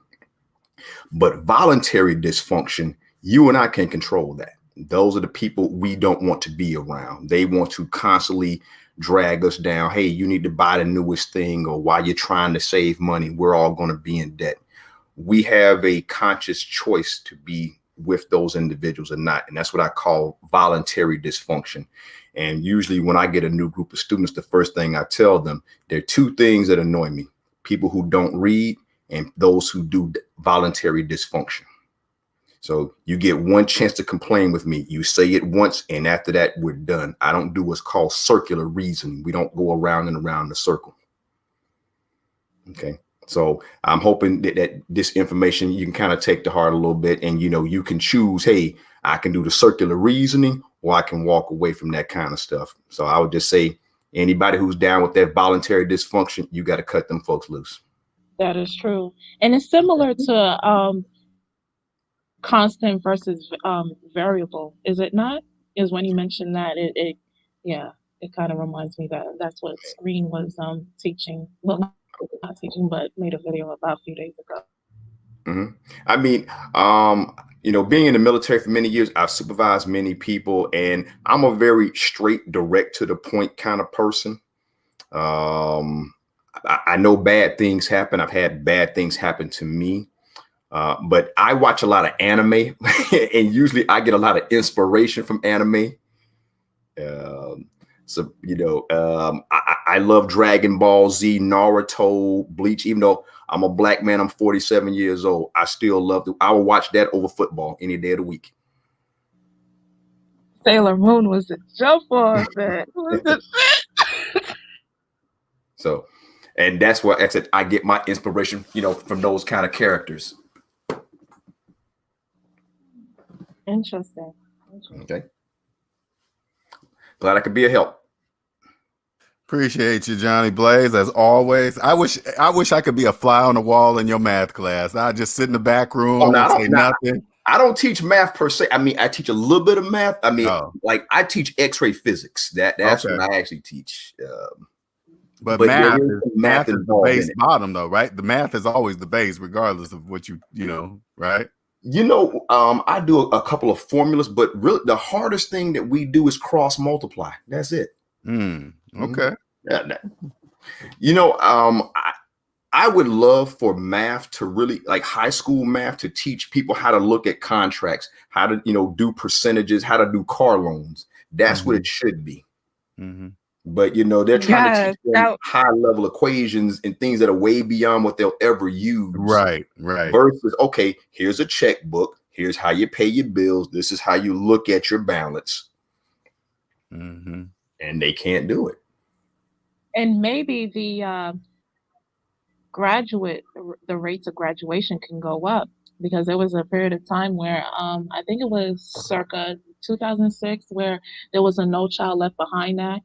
And in my opinion, I just feel like the things that they were teaching, especially let's say in subjects such as English or all these things, like they were teaching things that were just their rhetoric is just so antiquated. They weren't really updating certain concepts that will help them, that can inspire them to do well and to be whomever that they wanted to be. Like dropout rates and was just extremely high at that period. If is that right?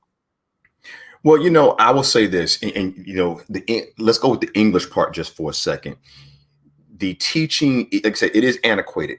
It's not they're not it's all not, I won't say it's theory, but you're still doing Shakespeare and all these other things, which is not applicable today. It's great to know about this stuff, but the average person cannot read a contract. They don't understand when they go to the car dealership, you got to read those pages. They have no idea what they're reading. They don't know what basic words mean. Like when someone gets into my class, I have to go over and teach them about how the atom works, and they have to answer a bunch of questions. I'm realizing individuals, they can't read questions. They can't read sentence structure. They understand how to read, but they can't comprehend the material of what they're reading. Their vocabularies are very poor. And even if you don't know a word, typically you can understand the context around it to get an idea. Not in this case. And I mean, I teach a variety of individuals from like age 50 to, from 18 to 55. Man, Johnny, I totally agree with you because I was talking to a woman in DC who had the luxury of owning 2 homes outright. And she was selling one of her homes. And it was sad for me for when she sent me the contract of one of the homes she wanted to sell to just go through basic contract language. And in real estate, the language is very simple, but even a woman who owns 2 homes outright in DC, one of the most expensive areas of real estate, for her to send me those contracts and do that. And also, one of my favorite subjects is conceptual physics. So it's not physics, it's the concepts of physics, right? That's one of my favorite classes I've ever took. So it's different. I guess you can memorize things, but when you can understand that a conceptual basics, that's a whole different level of understanding. So I totally agree with everything you're saying, Johnny, because I'm dealing with that now. So how bad was that contract? Well, the thing about it is she agreed to sell one of her homes because she owns 2 homes. One house is in DC, one house is in Maryland, in Prince George County. So if you guys don't know about the DC area, Prince George County is one of the most richest counties as far as millionaires, period. Very high real estate area.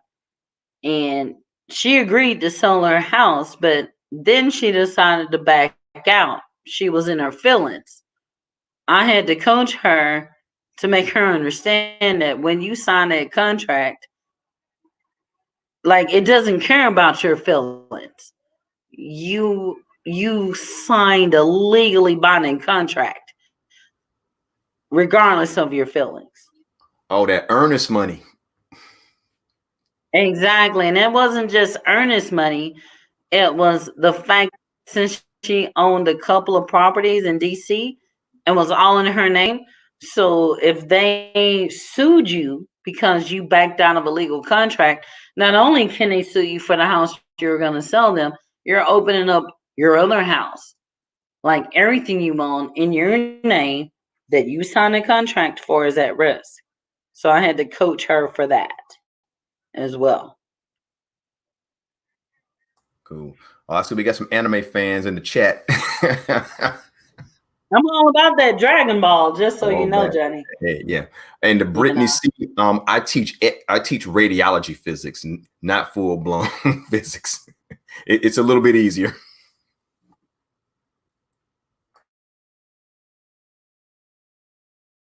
So you got any more words, Underground? Because we're gonna have to wrap this up. We've been on 3.5 hours. That's crazy. That is absolute, but it was an amazing session. But you got any words, Underground? Listen to the voice that is inside of you. Don't let people make decisions for you. Don't let the collective tell you what they think. That Hello? topic is hello. Yeah, Hold so up, Nicer. Hold up, Nicer. Underground was in the middle of her last words, and then you can jump on, Nicer. yeah, Oh, I'm so sorry about that. as stated, just listen to that voice that's screaming inside of you, and just know that there is more to you than what you think you know, and that you can cultivate anything that you want. You can cultivate any gifts. You can uh, manifest whatever that it is that you want to manifest, the type of people you want to manifest, where you want to live, and other things. So, and believe in yourself. Strategize it. Definitely strategize it. Have a plan. Don't let people know what you have. Don't mix your vibration to low vibration, and you'll definitely be on your way. And this is just a self-fulfilling prophecy for myself. So that's that. Thank you. Thank you very much, Underground. I appreciate you jumping on, and thank you for being part of the SMD family today. I really do appreciate it. Thank you. Mm-hmm. What's up, Nicer? Go ahead. Interrupting Underground. I must have had a bad connection for a second there. I didn't realize someone else was speaking, but I would just like to touch on when Underground brought up race earlier, and it's a funny thing that nearly every time race is brought up, it's always someone always it takes in the direction of racism, oppression, things like that. Where me myself, I feel like this because we live in a world with so many diverse ethnicities. That is something that should be celebrated and shared, and it's a shame that I feel like maybe this channel is the only place that I can actually bring that up without it turning into a messy can of worms. But that's just another thing that I love about this channel here, and the SMD family members in this space. But I would just like to share that, and I'm gonna hop off. Thanks for having me on, LJ. Of course, always Nicer. Appreciate you. Thank you for jumping on and sharing. All right, everybody. That was this was an amazing amazing session. This one is definitely for the record books. That is, I wholeheartedly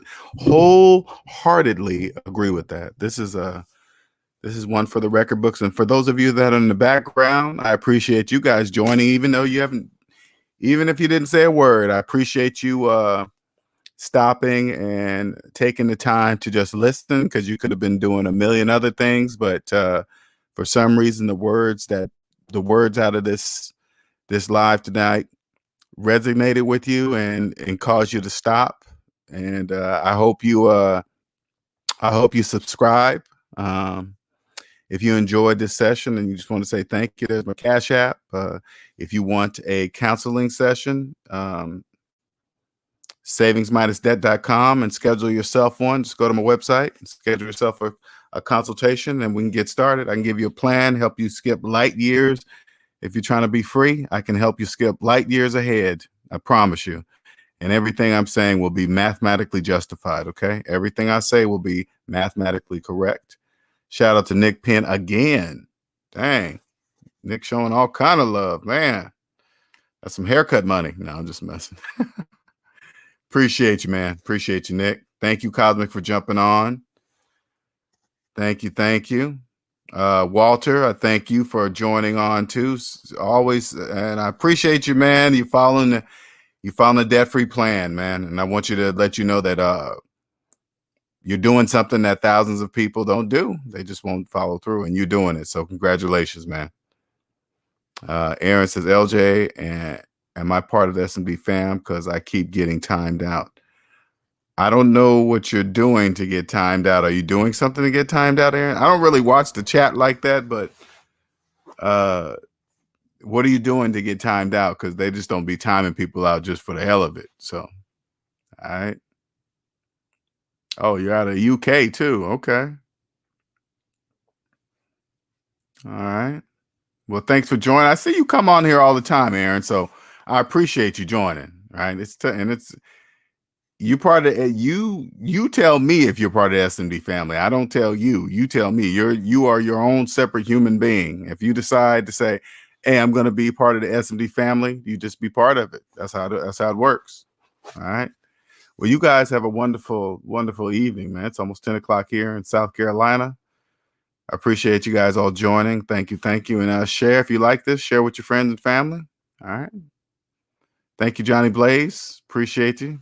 $4.99 super sticker. Thank you, sir. As always. All right, you guys have a wonderful night. Probably see you tomorrow. And members only, be looking out for the live I will be giving you. Talking to you guys about. Okay. All right. Till next time.